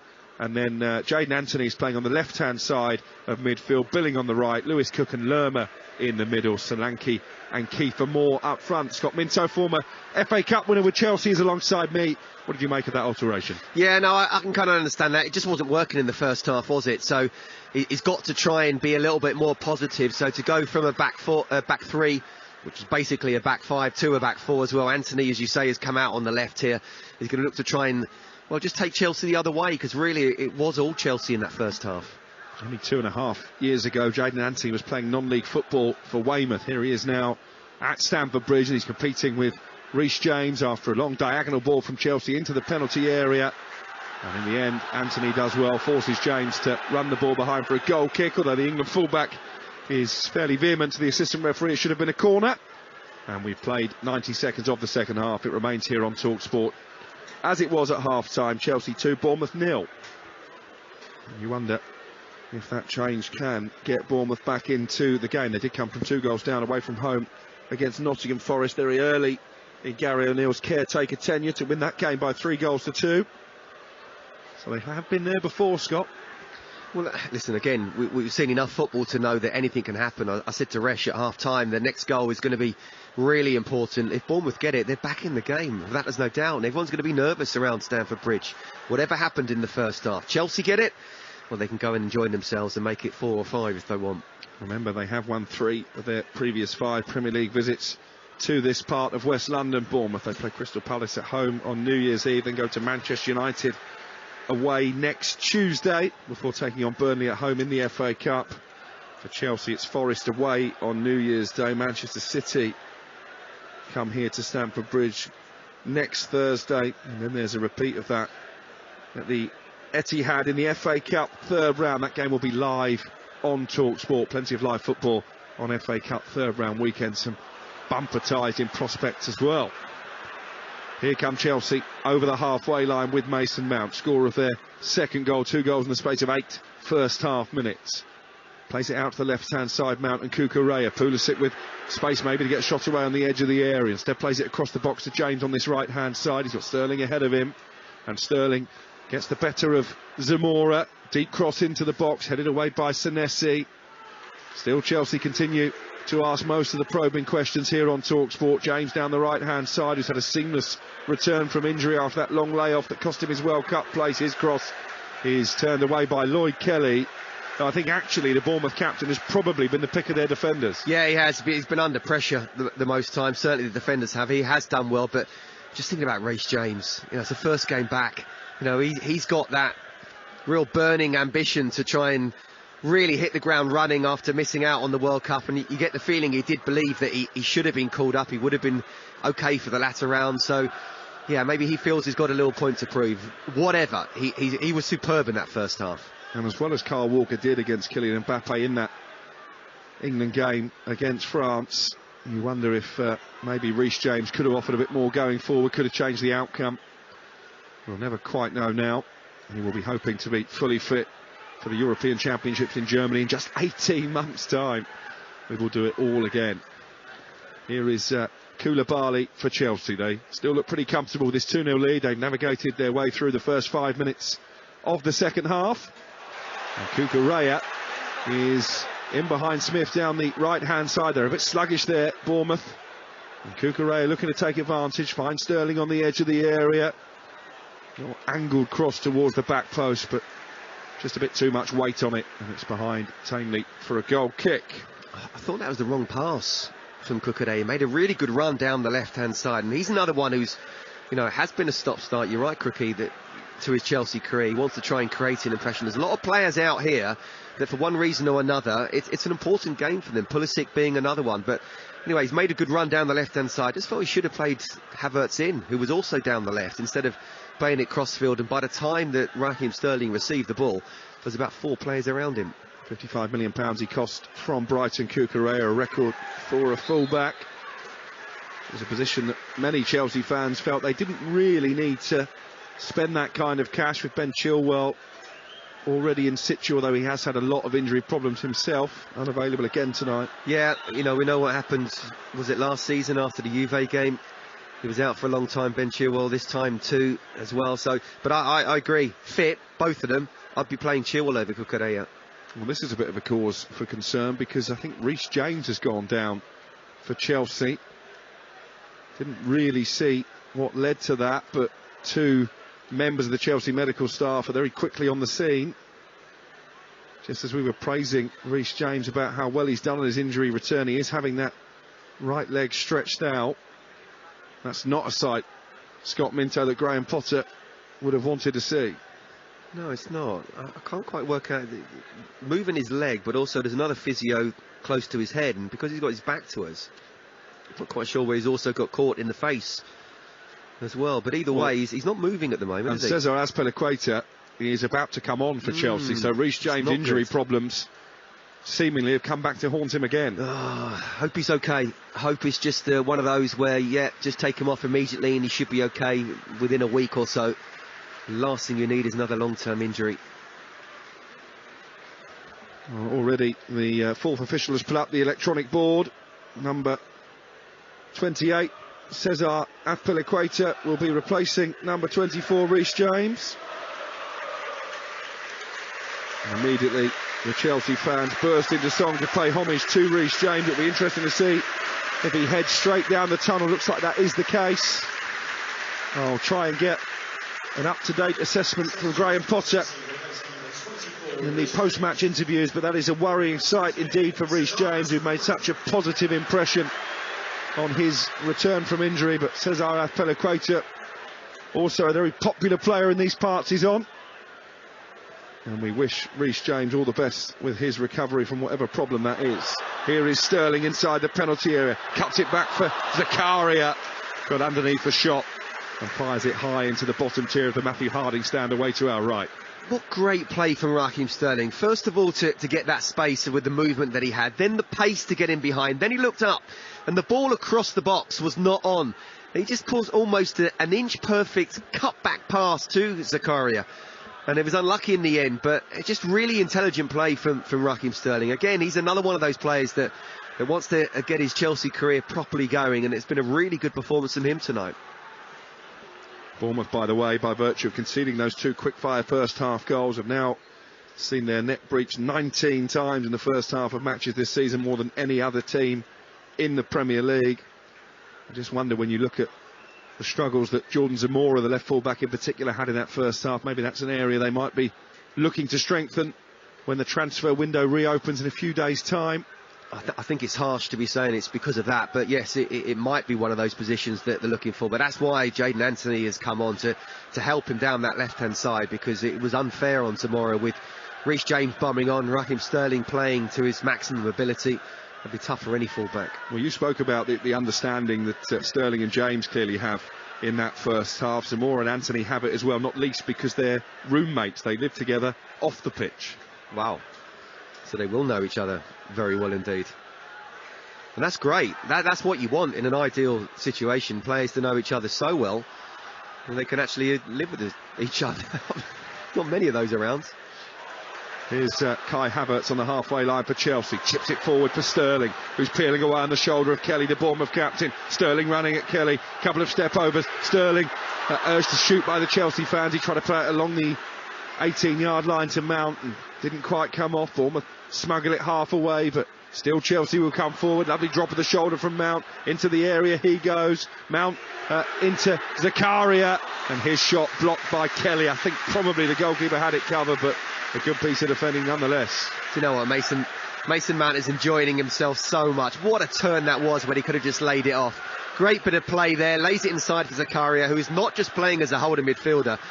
He is trying to get forward as much as possible. The way he's playing, he will get on the score sheet tonight. Makes you wonder why it's taken so long for Chelsea to put their faith in Zakaria, on loan from Juventus in a Premier League game. Did score against Dinamo Zagreb in the Champions League just before the World Cup break, but this is his first outing in the Premier League, signed on transfer deadline day.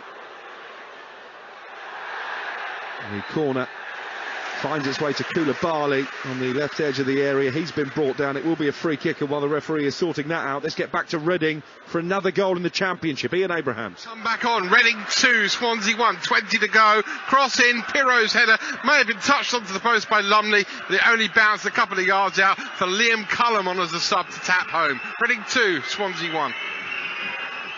Free kick here at Stamford Bridge for Chelsea. No more than 2 yards outside the penalty area, over on the left-hand side as we look up in the gantry here at Stamford Bridge.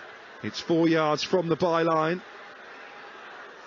And there are half a dozen blue shirts to aim at in the centre. Cucurella is one of the Chelsea players stood over the ball. He chips it in left-footed, headed down by Koulibaly. And then the shot deflected from the edge of the area, hit by Pulisic. The deflection actually took the sting out of the effort, and it's a comfortable save in the end by Travers in the Bournemouth goal. And another stoppage here for an injury, this time on the edge of the Chelsea penalty area, on the edge of the Bournemouth penalty area, I should say. It's been a bit stop-start, Scott Minto, early in this second half. It's been really stop-start. There's been a lot of players going down, and you know, my thoughts are with Reece James. I hope he's okay. Chelsea need him, his country need him, not for another couple of months, but Chelsea definitely do need him. I think the World Cup break was good for Chelsea in that sense, both on an individual for someone like Reece James, but also just to regroup, and we've seen that so far.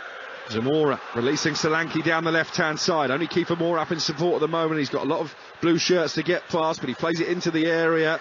Thiago Silva there ahead of Kiefer Moore, helps it back to the goalkeeper, and Arutha Balaga clears into touch on this near side. It remains 2-0 to the hosts. Throw in for Bournemouth. Zamora in front of those travelling hordes from Dorset. Solanke into the penalty area. Good defensive play again by Zakaria. Stops the cross and then clears away upfield for Chelsea. Lloyd Kelly winning the header 20 yards inside opposition territory, then turning neatly away from Havertz, but he's run into a wall of blue, and the ball is out for a Chelsea throw, taken quickly by Apelequeta. Cucurella is in acres of space. If they can recycle possession to the left, they couldn't. And it's back now with Travers 10 yards outside the Bournemouth penalty area. Yeah, good play from Azpilicueta, though, taking that quick throw in. It was on, wasn't it, on the left-hand side if he was able to turn around. But there's three outstanding players to me in the Chelsea shirt this evening. Raheem Sterling, Mason Mount and Zakaria as well. It'll be interesting to see which one. Have I got the choice of the man of the match at the end of the game? Yeah, I think you might have, actually. What Stuart Pearce usually does is delegate to his commentator, but I'll let you make the call. I'm not Stuart Pearce. I trust your judgment. As many people will say. I'm definitely not Stuart Pearce. You both played left back. Definitely. Here's Anthony. Legend. Little back heel into Zamora. The two housemates linking up on the left-hand side for Bournemouth, but Zakaria, not for the first time tonight, in to win it back for Chelsea, and then, well, maybe it was a foul by Billing, not given. Anthony with a shot from 25 yards out straight down the throat of Arutha Balaga. I felt that was a foul. I felt that was a push. Certainly the Chelsea crowd did as well. Would have been very interesting if the ball had hit the back of the net, what VAR would have done there. And we know the way VAR is, not wanting to overturn things unless they really have to. That would have been an interesting one.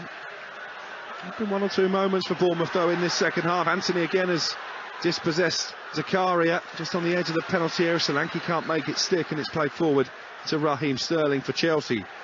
Wriggles away neatly from Zamora, and now Sterling picks it up just inside the Bournemouth half, plays it out to the right, and Havertz into the area, looking to get beyond Kelly, gets beyond Kelly and tries the low shot towards the near post. It was well wide in the end.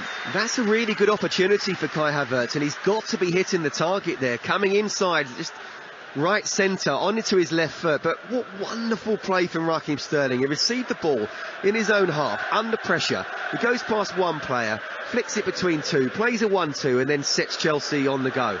This is exactly the Raheem Sterling Chelsea fans have been wanting to see. Bournemouth with a long punt upfield. Thiago Silva there before Kiefer Moore could latch onto it, and Zakaria gives it back to the veteran Brazilian inside the Chelsea half. The referee has stopped play. I think it's going to be a free kick for Chelsea. Cucurella lost a boot in the challenge with Lewis Cook, and is just making that point by holding the orange boot above his head. He might actually need a change of footwear here, Scott Minto. He's coming over to the technical area. So once again, a chance to tell you exactly what we've got coming your way in terms of the live football. It continues thick and fast here on Talksport, on Talksport 2 as well. 8 o'clock tonight, Manchester United take on Nottingham Forest. Adrian Durham, your host, with Ian Danta and Mickey Gray on commentary duty tomorrow. Same kick-off time, Leeds Manchester City, live and exclusive to national radio on Talksport. And on Thursday night, we will be going around the grounds in the EFL. Dan Winder will be at Fratton Park, where Portsmouth take on the leaders Ipswich in League One. Also goals they go in from the likes of Blackpool, Sheffield United, Blackburn, Middlesbrough and Sheffield Wednesday, Port Vale from the third tier as well. Friday night, your choice of commentaries here on Talksport. Liverpool-Leicester is an 8 o'clock kickoff, 7:45 on Talksport 2 for West Ham Brentford. On Saturday, it's Wolves-Manchester United, live at 12:30 on Talksport, 3 o'clock on Talksport. It is Manchester City against Everton. A huge festive period up and down the country, and Cucurella has found a replacement boot. Tell you what, you have to be worth £50 million to be wearing those bright orange boots as a full-back, don't you? There's a lot of orange boots on display tonight, actually, particularly in the Chelsea ranks. Jorginho is wearing bright orange, so too is Kai Havertz. I'll take strikers, I'll take wingers, I'll even take midfielders. I'm not sure about fullbacks. I'm not sure the replacement boot is orange, is it, actually? I think he's got 2 different colour boots on now, Cucurella. Is that a fashion statement, or did he just not bring a spare pair? He's not bringing a spare pair, isn't it? For a minute there, I wasn't convinced he had a left boot on at all, but I think he has. It's a sort of bright pink number now. 62 gone, Chelsea 2, Bournemouth 0. You're listening to Talksport live from Stamford Bridge on this very crisp evening in West London. Zakaria gets the better of Lerma inside the Bournemouth half, and it's scooped forward by Jorginho. Sterling in behind Zamora, but he couldn't bring it under control. Again, he had the beating of the young fullback. It's been an educational evening for Jordan Zamora. It's tough. It's really tough. And I tell you what, he would have learned a lot from this evening about... Do you know what, Crookie, again, sometimes you actually know what you want to do or you need to do, you just can't do it. The guy up against you is just that good, and I think Raheem Sterling is tonight. So if that is the case, if I'm a struggling fullback against a winger, and it only happened once or twice in my career, you know, you make 1 or 200 was that? Well, yeah, forget about the noughts. So, you know, you make sure you got someone in front of you to help. So when Raheem Sterling's got the ball, he's already got someone, if not in front of him, then putting pressure on him, taking that first touch. Zamora one-on-one, he's nowhere near him at the moment. So that's what he's got to learn. If you've got to come up against a player who's better than you, how do I help my team help me out? Because at the moment, first half and second half, it's been all Chelsea down the right. He was born in Lambeth, Jordan Zamora, not too far from here, back on familiar soil. And certainly an evening that he will remember, not necessarily for positive reasons, unless Bournemouth can find their powers of recovery on the road once more, as they did at Forest earlier in the season. They have 27 minutes to turn this 2-0 deficit into something more positive. Lerma trying to do that with a long ball forward, looking for Solanke, but Azpilicueta, such a good servant for Chelsea, calmly nods it back to the goalkeeper, Aretha Balaga. Aretha Balaga, who had started all 10 games under Graham Potter before that 4-match enforced absence due to injury. No Edouard Mendy in the squad tonight. Bettinelli is the backup goalkeeper. As Mason Mount comes forward down the left for Chelsea. Havertz has made the underlapping run. Mount might go all alone here. Good save. Down low to his right by Travers, because Mason Mount had a lot of time there to get the shot away. Lots of power on it as well. Travers equal to the task, diving to his right-hand side, concedes a corner. Do you know what? He's such an intelligent player. He picks up pockets of space that is so difficult to mark, and then his awareness as well of what he needs to do with his first or second touch. That time he just turned, ran, had a shot, and that's a really good save from Travers. Keeps Bournemouth in the game. Yeah, next goal, absolutely vital if Chelsea get it. Surely game over if Bournemouth get it. We could be in for a grandstand finish on Talksport. Near post corner from Sterling is a disappointing one, cleared away by Adam Smith for the Cherries. And then Cucurella just plays it back into Chelsea territory, and his goalkeeper Aretha Balaga. It's been quite the renaissance, hasn't it, for Kepa since Graham Potter came in. Much derided by some Chelsea fans. But he's playing probably as confidently as he has at any point in his Premier League career. Given away by Zakari on the edge of the centre circle. Solanke feeds it back to Lewis Cook. Cook out to the right-hand side, and Smith. Lovely little touch from Billing, and Smith had continued his run into the penalty area. Takes on Mason Mount, but Cucurella back there to clear it away. Just needed to get the cross away earlier there. Smith is out for a Bournemouth throw on the far side. They're going to make another change here, and it's the Scotland international Ryan Christie who is coming on for the Cherries, and he will replace Philip Billing for the final 25 minutes plus added time. Yeah, and to be fair to Bournemouth and to Gary O'Neill, one thing he didn't want was to concede that third goal, which would have killed it off. Yeah, of course they'd like to do better, creating more chances, but they're still in the game at the moment. As we've said, they get the next goal, somehow comes out of, you know, getting pressure on, set pieces, winning the ball back, making a mistake from the Chelsea defence, and things will get nervous here. So, you know, even that is that substitution. We did at half-time, very positive, going to a back four. Now Ryan Christie coming on is another positive one. He hasn't been afraid to make those kind of game-changing decisions mid-match, Gary O'Neill. It's been a trademark of his still embryonic managerial career. But you know what as well, Crookie? He's going to be making decisions that won't necessarily affect the game, just because his players aren't quite as good as the opposition. But that's not to say that they're not good substitutions. You know, he's already done it where it has affected a game. Very difficult to try and affect a game, you know, something like this against a team that's playing so well as Chelsea are. Yeah, Chelsea still 2 goals in front, still comfortable. Team who've lost their last 3 in all competitions. At the moment, Marot will be stopped, and you would fancy them to maybe back it up away from home against Forest on New Year's Day. Forest in action at Old Trafford later this evening on Talksport. We'll get team news from there, from Ian Dante, your commentator, very shortly. We know that Cody Gakpo won't be on the team sheet for Manchester United. He's off to Liverpool instead. Just deceiving, aren't you? Much to the frustration of many Manchester United fans. Here's Cucurella deep inside his own half for Chelsea. I wonder what more business they will do when the window reopens. Chelsea. Certainly Todd Bowley didn't hang around in the summer, did he, on that front? No, he won't mess around. But again, look, he perhaps will overspend. You know, Cucurella has been the perfect example.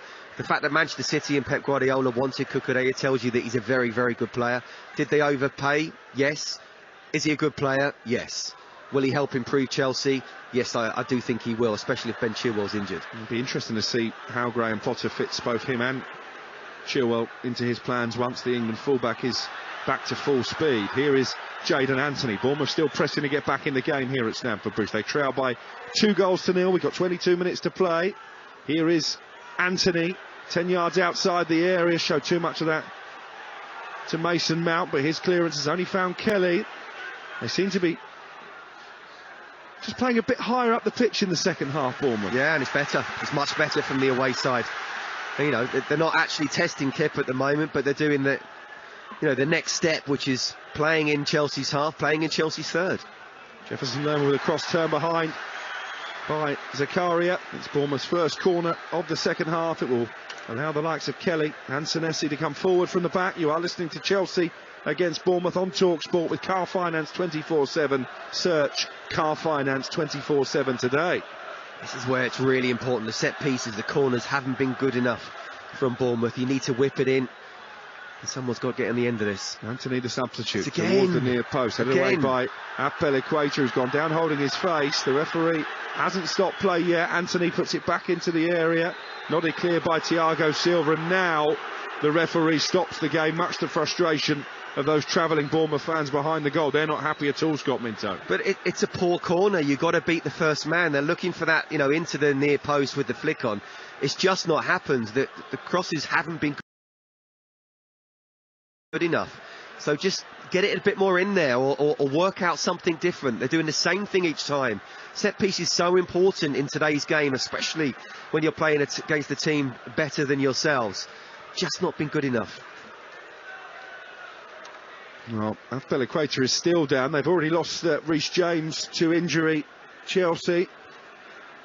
I think this will just be a case of the veteran Spaniard receiving some treatment and then coming back on. Gary O'Neill, meanwhile, is in conversation with Jefferson Lerma.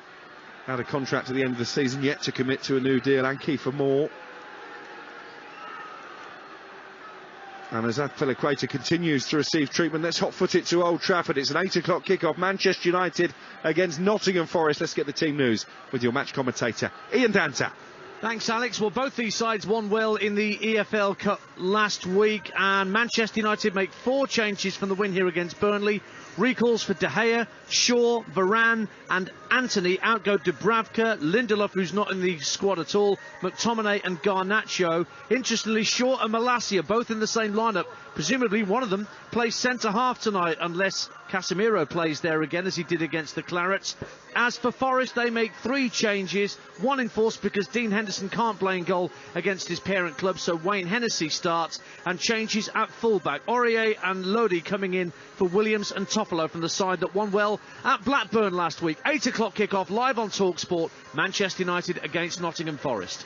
There's an 8 o'clock kickoff in the Championship as well. Burnley, the leaders, against Dan's beloved Birmingham. Team news from there with Graham Beecroft very shortly. We'll get an update on the closing stages at Reading against Swansea as well. We've restarted here at Stamford Bridge, where Chelsea continue to lead by 2-0. Apel-Equator is OK to continue, having received that treatment. Ball into the area, almost came down for Adam Smith on the right-hand side. Moore then looked to feed it to Christie, and Jefferson Lerma, my word, he's let fly from 25 yards out, and I think it's landed in about row 352 of the shed end. 25 yards out, about 30 yards above the goal. Yeah, and again, got themselves into... It's good football. First of all, down the left, whipped the ball in. Thought Adam Smith should have done better, actually, but it was, played back towards Lerma, and 20 yards out, right in front of the goal. You have to hit the target. Now let's get back to that game in the Championship. Reading leading Swansea by 2-1 last we heard. Any signs of a comeback? Ian Abrahams. Not just yet, although Reading have just conceded a chance to Swansea. Another ball in to the area. Luke Cundle has just volleyed one over from 15 yards out. We've got 2 minutes of normal time to go here, Alex, and then Andy added on time. Swansea now are putting a bit of pressure on getting a corner, but it's still Reading 2, Swansea 1. Here's Sterling for Chelsea. Crosses from the right-hand side. Blocked again by Kelly. Behind for a corner. Looked like a clear handball in the lead-up to me from Apel-Equator. Not spotted by the assistant on this near side. He's doing a good impression of Reece James, though, Apel-Equator, isn't he? He's bombing on straight away like Reece James was. And again, down that right-hand side, Chelsea looking very good. 4th corner for the hosts on this Tuesday evening in the capital. Chelsea 2, Bournemouth 0, live on Talksport. And a corner taken short this time on the near side. Sterling plays it to Apel-Equator on the edge of the area. Back to Sterling. Plenty of blue shirts waiting. Apel-Equator stands up across, and that's an excellent header. And that is only inches wide from Koulibaly. Travers rooted to the spot. And if it was the right side of the post, Chelsea would be 3 to the good. Well, Travers was nowhere near that. He thought that was going in. I thought that was going in. That was a really good header from Koulibaly. Good ball. Could have been a passage of play from Chelsea as well. And to be fair to Bournemouth, they've come back into the game in terms of possession and territory in the last sort of 10 minutes. But, yeah, good play. And Koulibaly very unlucky. Well, they beat Everton in their last league game, Bournemouth, before the World Cup break. They've not won back-to-back Premier League matches this season. They're not going to win this one, as Pulisic from the edge of the area lashes a right-foot volley high over the crossbar. And it's going to be a very difficult task for Bournemouth to get back into the game with the minutes ticking by, 16 left to play.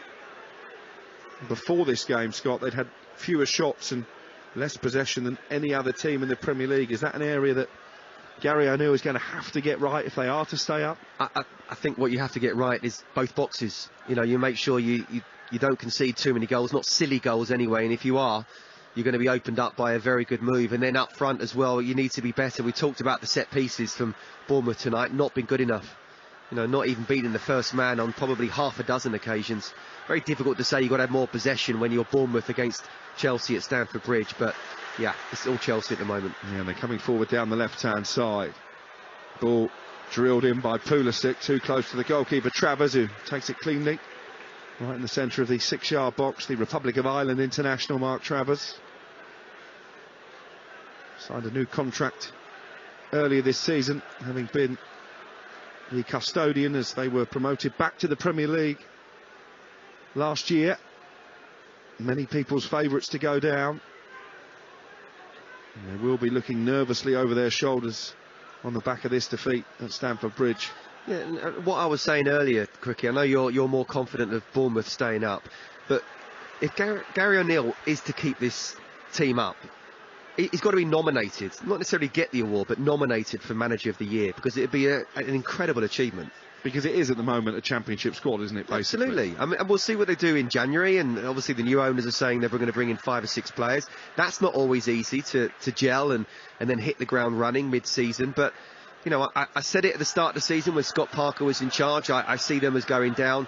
I think Gary's now made me think, I don't know, I don't want to go there 100%, but you know, that's a big compliment to him. But if he does keep them up, I'm telling you, he should be one of the nominees. I have got David Brooks as well, hopefully to come back. He's had a torrid time, having been diagnosed with cancer and then suffering quite a serious hamstring injury that ruled him out of the World Cup. He was back in full training in Dubai towards the end of the World Cup. So special talent. Hopefully not too far away. Absolutely. Absolutely. You know, from a personal point of view, obviously we hope he's okay, but from a footballing point of view, I loved watching him play in the Championship, and I think he can do really well in the Premier League as well. Yeah, he will be like a new signing. I know it's a cliche, but certainly it will be the case. Here's Lloyd Kelly inside the centre circle for Bournemouth. We have seen more of the ball in the second half. Chelsea have got Aubameyang and Conor Gallagher ready to come on, by the way, down below us. Here is Azpilicueta down the right-hand side. Sterling has taken up a central position, but Senesi steps in and wins the ball, and then almost releases Solanke. Important header away by Thiago Silva, who, as so often, was in exactly the right position to clear the danger. Yeah, you know, I'm sure a lot of Bournemouth fans got excited there, but Silva knew exactly what he was doing. He could have just tried to, you know, go with the run and not get the header, but he knew he could win that header, and in the end it was a very cool one and just stopped the Bournemouth attack. Scott Minto, former Chelsea fullback, alongside me, Alex Crook, here at Stamford Bridge. His old club still leading by 2-0 with only got 13 minutes to play, according to the clocks at the top of the giant television screens in front of us, hanging from the roof here in the main stand. It's Lloyd Kelly, the Bournemouth skipper, who has the ball at his feet. I've heard your TV's at home are as big as that screen as well. Is that right? It's a vicious rumour, I can assure you. Here's Kelly. Out to the right-hand side of the Bournemouth back four, Senesi. He does have a good range of passing, as he almost showed to release Solanke. He's found Anthony on this left-hand side, coming in to an infield position. Christie goes down under a challenge from Cucurella, but the referee, I think, has had a good night, allows play to continue. Anthony with a chance to cross into the area. Solanke with a needless flick, really. Just find a teammate. All too intricate from Dominic Solanke. He's in the box, 12 yards out. He's got his back to play, so it's not as if he can have a shot first time, but he's tried a flick, and I'm not even sure what he saw. There was nothing really on with the flick. Just take the touch, and then if you get the contact, maybe you can go down, or then you can do some kind of turn. But don't be flicking it in there. Take the touch, bring it down, and see what you can do. It's all very half-hearted, all very unconvincing from Dominic Solanke. Started his career at Stamford Bridge. He was restricted to one solitary appearance in the first team as a sub in the Champions League game. Here's Lerma into Christie inside the area. Christie tries to get the shot away, probably took himself into too acute an angle, and in the end he hammers the right foot effort straight into the arms of Aretha Balaga at the near post. Possibly should have taken the shot a bit earlier. Yeah, and it just narrowed the angle, didn't it? Because the further he went, the goal got smaller. It was a decent save in the end. Kepa got his angle spot on. That's what Chelsea need to be careful of. Just, being a little bit lackadaisical, and then suddenly Bournemouth, bang, they're on the front foot. Still, they're not out of this game. Look, I expect Chelsea to win this, and it probably will end up being 2-0, but they're not out of this game. Bournemouth need to believe they can get a goal back, and then suddenly things will change. Good play by Mount down the left-hand side, infield to Pulisic. Pulisic out to the right, and Sterling. Still Gallagher and Aubameyang wait to come on. Still Chelsea look for the third goal that would absolutely seal the 3 points and give their supporters a belated festive gift. Here is Koulibaly now on the halfway line, the big Senegalese international. Thiago Silva fizzes the ball out to the left-hand side. Good interplay between Mount and Pulisic. Again, Bournemouth back in shape quickly. They forced Chelsea to go all the way back to their own half with Koulibaly. I think Gary O'Neill will be much more encouraged with the second half performance from Bournemouth, both in terms of the way they've kept their defensive shape and also that they've asked Chelsea one or two questions at the other end. They didn't really do that in the opening 45 minutes. Here's Lerma into Solanke, room to turn on the edge of the penalty area, finds Zamora with a low cross. Thiago Silva slides, gets there ahead of Solanke, who beats the ground in frustration, and it's clear for a Bournemouth corner. Yeah, it has been much better from Bournemouth, and fair play to Gary O'Neill for making the changes, but they were 2-0 down at half-time. It's very easy to play a bit better when you're 2-0 down than when it's 0-0. Chelsea had kind of not had the game won, but certainly in the grasp of their hand. You've got to be playing like that from the word go. And look, again, another situation, set piece. There's got to be a better ball coming in. Jadon Anthony again, who stands over the ball in front of those pocket of Bournemouth fans away to the left corner. Anthony towards the far post. That was a good ball, It's Lloyd Kelly closest to getting on the end of it. In the end, it swirls behind for a goal kick. That was a teasing delivery, lofted into the West London sky. Yeah, it's a really good ball in, and the first time they haven't really gone to the near post. They've gone to the far, and actually, Lloyd Kelly, he could easily have tried to head the ball back. He's just a little bit off balance in the end, and he was unlucky, but it was a much better corner. Here come those Chelsea changes. Conor Gallagher, who was an unused sub for England at the World Cup, is replacing Zakaria. Zakaria being warmly applauded by the Chelsea fans as he goes off, and it's Jorginho as well, I think, who will make way for Pierre-Emerick Aubameyang, looking to score against Bournemouth in a Boxing Day round of matches for the second time. Did it for Arsenal in 2019. The full-time whistle has blown in the Championship game at Reading. Did the hosts hold on, Ian Abrahams? They did. Reading 2, Swansea 1. Andy Carroll put them into the lead in the first half. Mayte missed the penalty. Tommins doubled the lead in the second, punishing Swansea playing out from the back. Liam Cullen's late goal was nothing more than a consolation. It was bad-tempered at times. It's bad-tempered actually after the game now on the pitch as well. But 3 priceless points to Reading. And by the way, Paul Ince got booked as well. He's the manager. Reading 2, Swansea 1. And a reminder, Burnley against Birmingham. Burnley, the leaders of the Championship, is an 8 o'clock kickoff. We'll keep you updated with events at Turf Moor during our Premier League commentary of Manchester United against Forest. Reading up to 8th in the table as a result of that victory. Swansea, whose manager Russell Martin has been linked with the vacant managerial post at Norwich, stay in 16th. Norwich parting company with Dean Smith earlier today after they were beaten by Luton at Kenilworth Road, live on Talksport 2 yesterday. Lloyd Kelly here at Stamford Bridge plays the ball back to his goalkeeper Travers. We're into the last 8 minutes of normal time. It remains Chelsea 2, Bournemouth 0. Bournemouth, who've had a 3-0 win and a 1-0 win here amongst those 3 wins in 5 visits, beat Chelsea at home as well when Maurizio Sarri was in charge, locked his players in the dressing room for over an hour that night. Graham Potter at the moment won't need to go to quite such extreme measures after this game. Christie with a good ball out to the left though. Anthony running at Aspilicueta. Zamora with the overlapping run. The goalkeeper's rather flapped at it. Might come down for Cook inside the area. In 2 minds whether to cross or shoot. In the end dinks it back across the box. It's chested down on the edge of the D by Smith. Here's Lerma looking for Christie. The pass is beyond the Scotland international and picked up by Aubameyang. And Aubameyang with a lovely ball with the outside of the foot. Did Havertz time his run? Flag stays down. Havertz into Gallagher. This could be 3-0. Conor Gallagher to finish it off. Good block by Kelly. Still Bournemouth appeal for offside. Still play continues. Havertz with a cross back into the box. And now the flag does go up. I think against Raheem Sterling for the latest phase of play as opposed to the initial move. I don't know. You're not sure? Maybe that was 30 seconds on that one.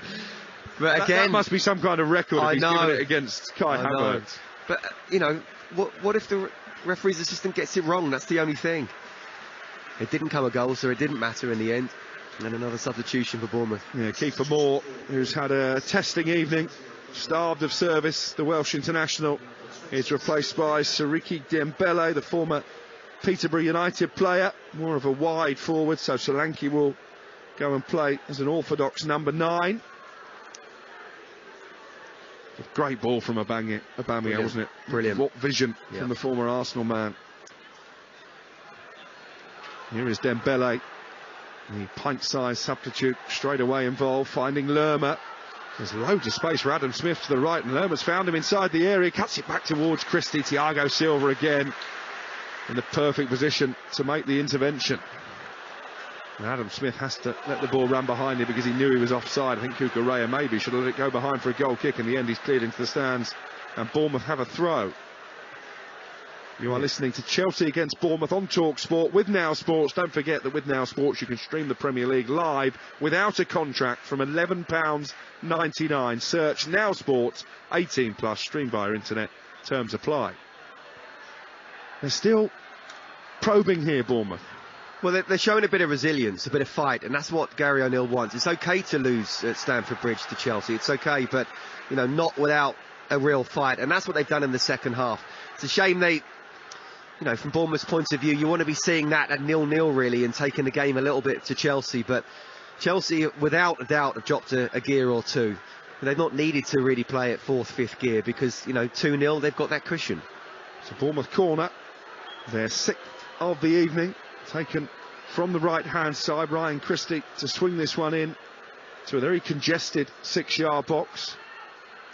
Lerma climbs, but it's punched away by Aretha Balaga. The referee has given a foul against the goalkeeper. I didn't see a lot in that. There's a bit of the coming together between Lerma and Aretha Balaga. Lerma certainly no stranger to a bit of indiscipline. He's picked up 48 yellow cards and 4 reds in 162 appearances in European football. You picked up that one game out in Qatar when you played for Talksport, didn't you? I didn't get near anybody to make a tackle, I've got to say. You know, Chelsea, okay, what were they looking for today? There was a lot of pressure starting to build up, and that first half was absolutely superb. You know, it looks like at the moment they'll get a clean sheet, they'll get the 3 points. It's been a good performance. The first half was a very good performance. Just wanted to see them kick on in the second as well. It's all been a bit too easy-osy for them, really. And yeah, you can say Bournemouth have come back into the game, but it's because Chelsea have, you know, gone down to second gear. So the slight nitpicking would be, could they have produced that first half performance in the second? But there's still so many positives to take if they do see the game out now. Well, the fact Trevor Chalobah is coming on for Raheem Sterling tells you that Graham Potter is just making sure that his team get over the line. It's been a decent enough evening from Raheem Sterling, particularly in that first half, linking up neatly with Reece James. Chalobah, who'd started each of the last 11 games before tonight, is on as an extra defender. Will Graham Potter be frustrated a bit with the way the game has gone in the second 45? I don't think he'd be frustrated. I think, look, he'd be absolutely delighted when you think about, as I say, the pressure was starting to build, you know, over the World Cup and then just leading up to this game as well. What he wanted was a win, and I said earlier when I was interviewed on Talksport, I don't really care how we get the win as long as they get the win. But the first half was very, very impressive. You know, as I say, if you're going to nitpick, the second half could have been a little bit better. You could have got a third, maybe even a fourth as well. But look, this is a win, and they just need to get that, and then they need to get the next win. They need to make a little run now of winning runs, not of losing games, which is what happened before the World Cup. Step by step, and this has been the first step tonight. It's been a good one. Well, this victory will end Chelsea's longest run without a victory in the Premier League for a decade, since December of 2012.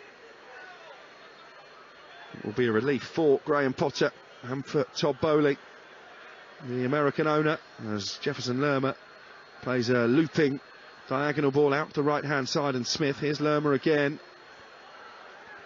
Kelly inside the centre circle for Bournemouth.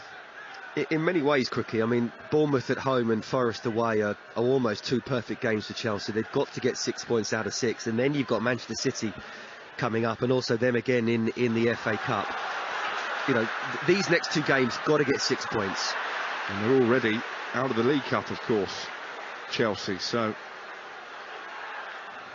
another avenue to potential silverware has already gone, as Anthony hammers across against Gallagher and wins Bournemouth a corner. We're in to the last minute of regulation time here at Stamford Bridge. Chelsea still 2 goals for good, but Bournemouth trying to get at least on the score sheet.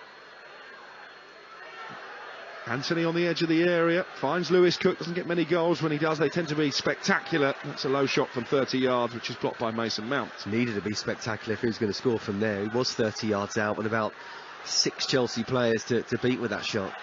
He's played 90 games in the Premier League. He's never scored, Lewis Cook, making his 250th career appearance tonight, but did score a couple of long ranges in the Championship. But Bournemouth looking to avoid a quick return to the second tier. That's the objective, the immediate objective for Bill Foley, the new owner. He'll be watching against Palace on New Year's Eve. Solanke goes down on the edge of the box, wants a free kick against Gallagher. Nothing doing. And let's get a quick team news from Graham Beecroft. He's at Burnley in the Championship. Yeah, Burnley, 3 changes. Peacock, Farrell, Goodmanson and Barnes are out. Inkem Muric in goal. Zerori on the left-hand side and Jay Rodriguez at centre forward. Birmingham City are unchanged. Burnley, top of the Championship, level on points with Sheffield United, who had a good win against Coventry yesterday. Those two at the moment look some way clear of the chasing pack. And Beaky will be updating you with the goals as they go in during our live Premier League commentary, which comes from Old Trafford. Adrian Durham and the team standing by for Manchester United and the visit of Nottingham Forest. I did remind Stuart Pearce, actually, while we were in Qatar, that one of Forest's last trips to Old Trafford when he was a player ended in a 5-0 defeat. Won't be doing that again. Here's Lerma. Did he give you that look? He did. And I quickly changed subject. Here's Anthony down the left for Bournemouth. Can't get the better of Azpilicueta. Chelsea throw, and only 4 added minutes now for the home side to navigate. It looks, Scott Minto, as if the points are safe. Yeah, you would have thought so, and it looked like, as much as we've seen through the World Cup some strange results and comebacks, and you know, even in the Premier League before that, this looked to pretty much assert once Chelsea went 2-0 up. The question was, you know, can they kick on and go again? They haven't been able to. But again, I don't think Graham Potter could ask for much more. Clean sheet looks like it's going to be 3 points. Move on to the next game. Dembele looking to release Christie. Bournemouth have definitely seen more of the ball in decent areas in this second half, but you have to credit Chelsea for the way they defended. Koulibaly and Thiago Silva have been excellent at the heart of the back line. Yeah, and Chelsea are seeing the game out. They're not looking to try and press. They're not looking to try and keep the ball. So they're quite happy just to say, OK, look, if you're going to do something special. There's a good run by Zamora, but he's halted on the edge of the area. And the free kick has been given against Koulibaly. I'm not sure there was too much in that. I think Zamora almost just ran in to the Chelsea centre-back, but it's a free kick, only a yard or two outside the 18-yard box. Well, it's one of those where it's at an angle. You could have a shot, but it's still going to be some shot to beat Kepa. It's quite tight. It's only 19 yards or a yard away from the 18-yard box, but it is to the left-hand side. So will we see a shot? I think we probably will. Well, they have to take a shot, don't they, really? Jayden Anthony is the player who's placed the ball down with menace. The moment Aretha Balaga, the goalkeeper, is attaching himself to the near post. I think he'll move back to the centre of the goal once he's organised this 5-man Chelsea wall. Jayden Anthony looking for his 4th goal of the season.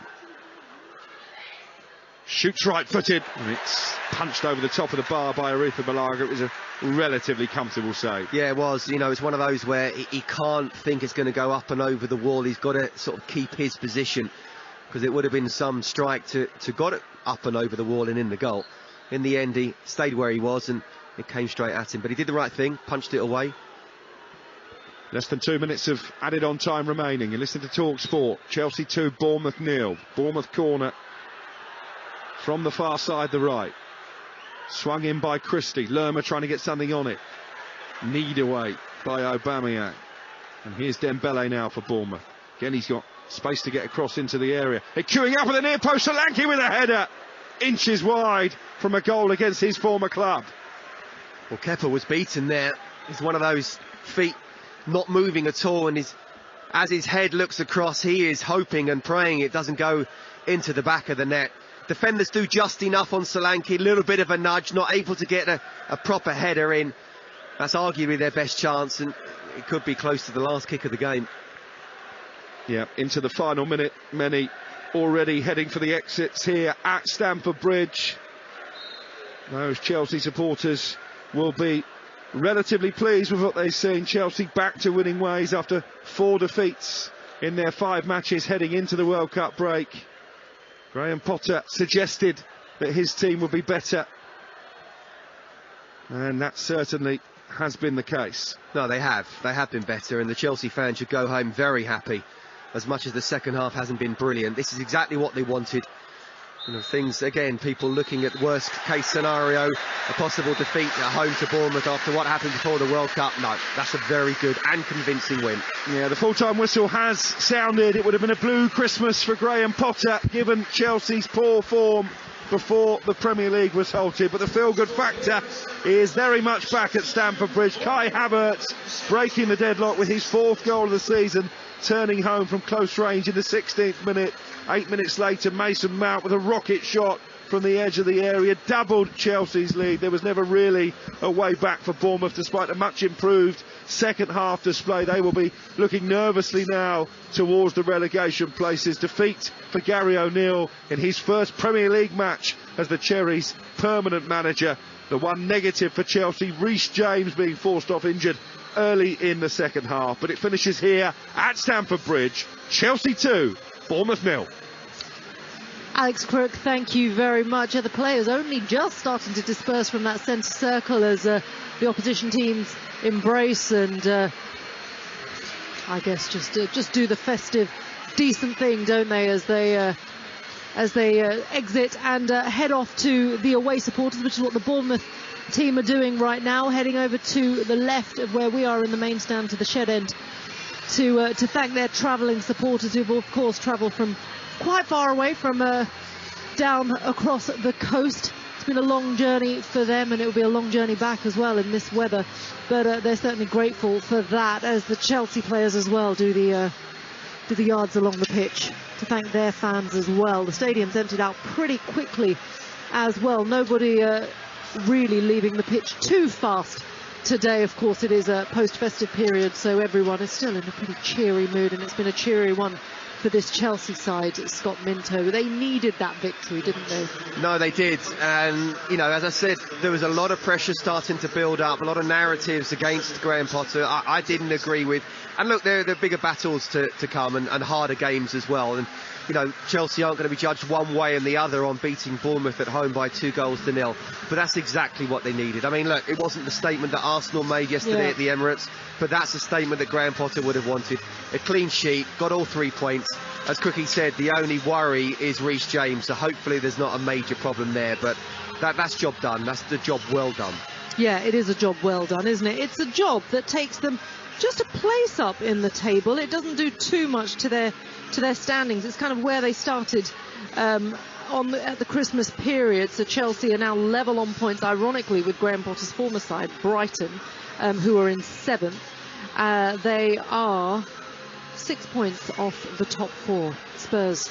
With a game in hand. With a game in hand, of course. With a game in hand on my Spurs.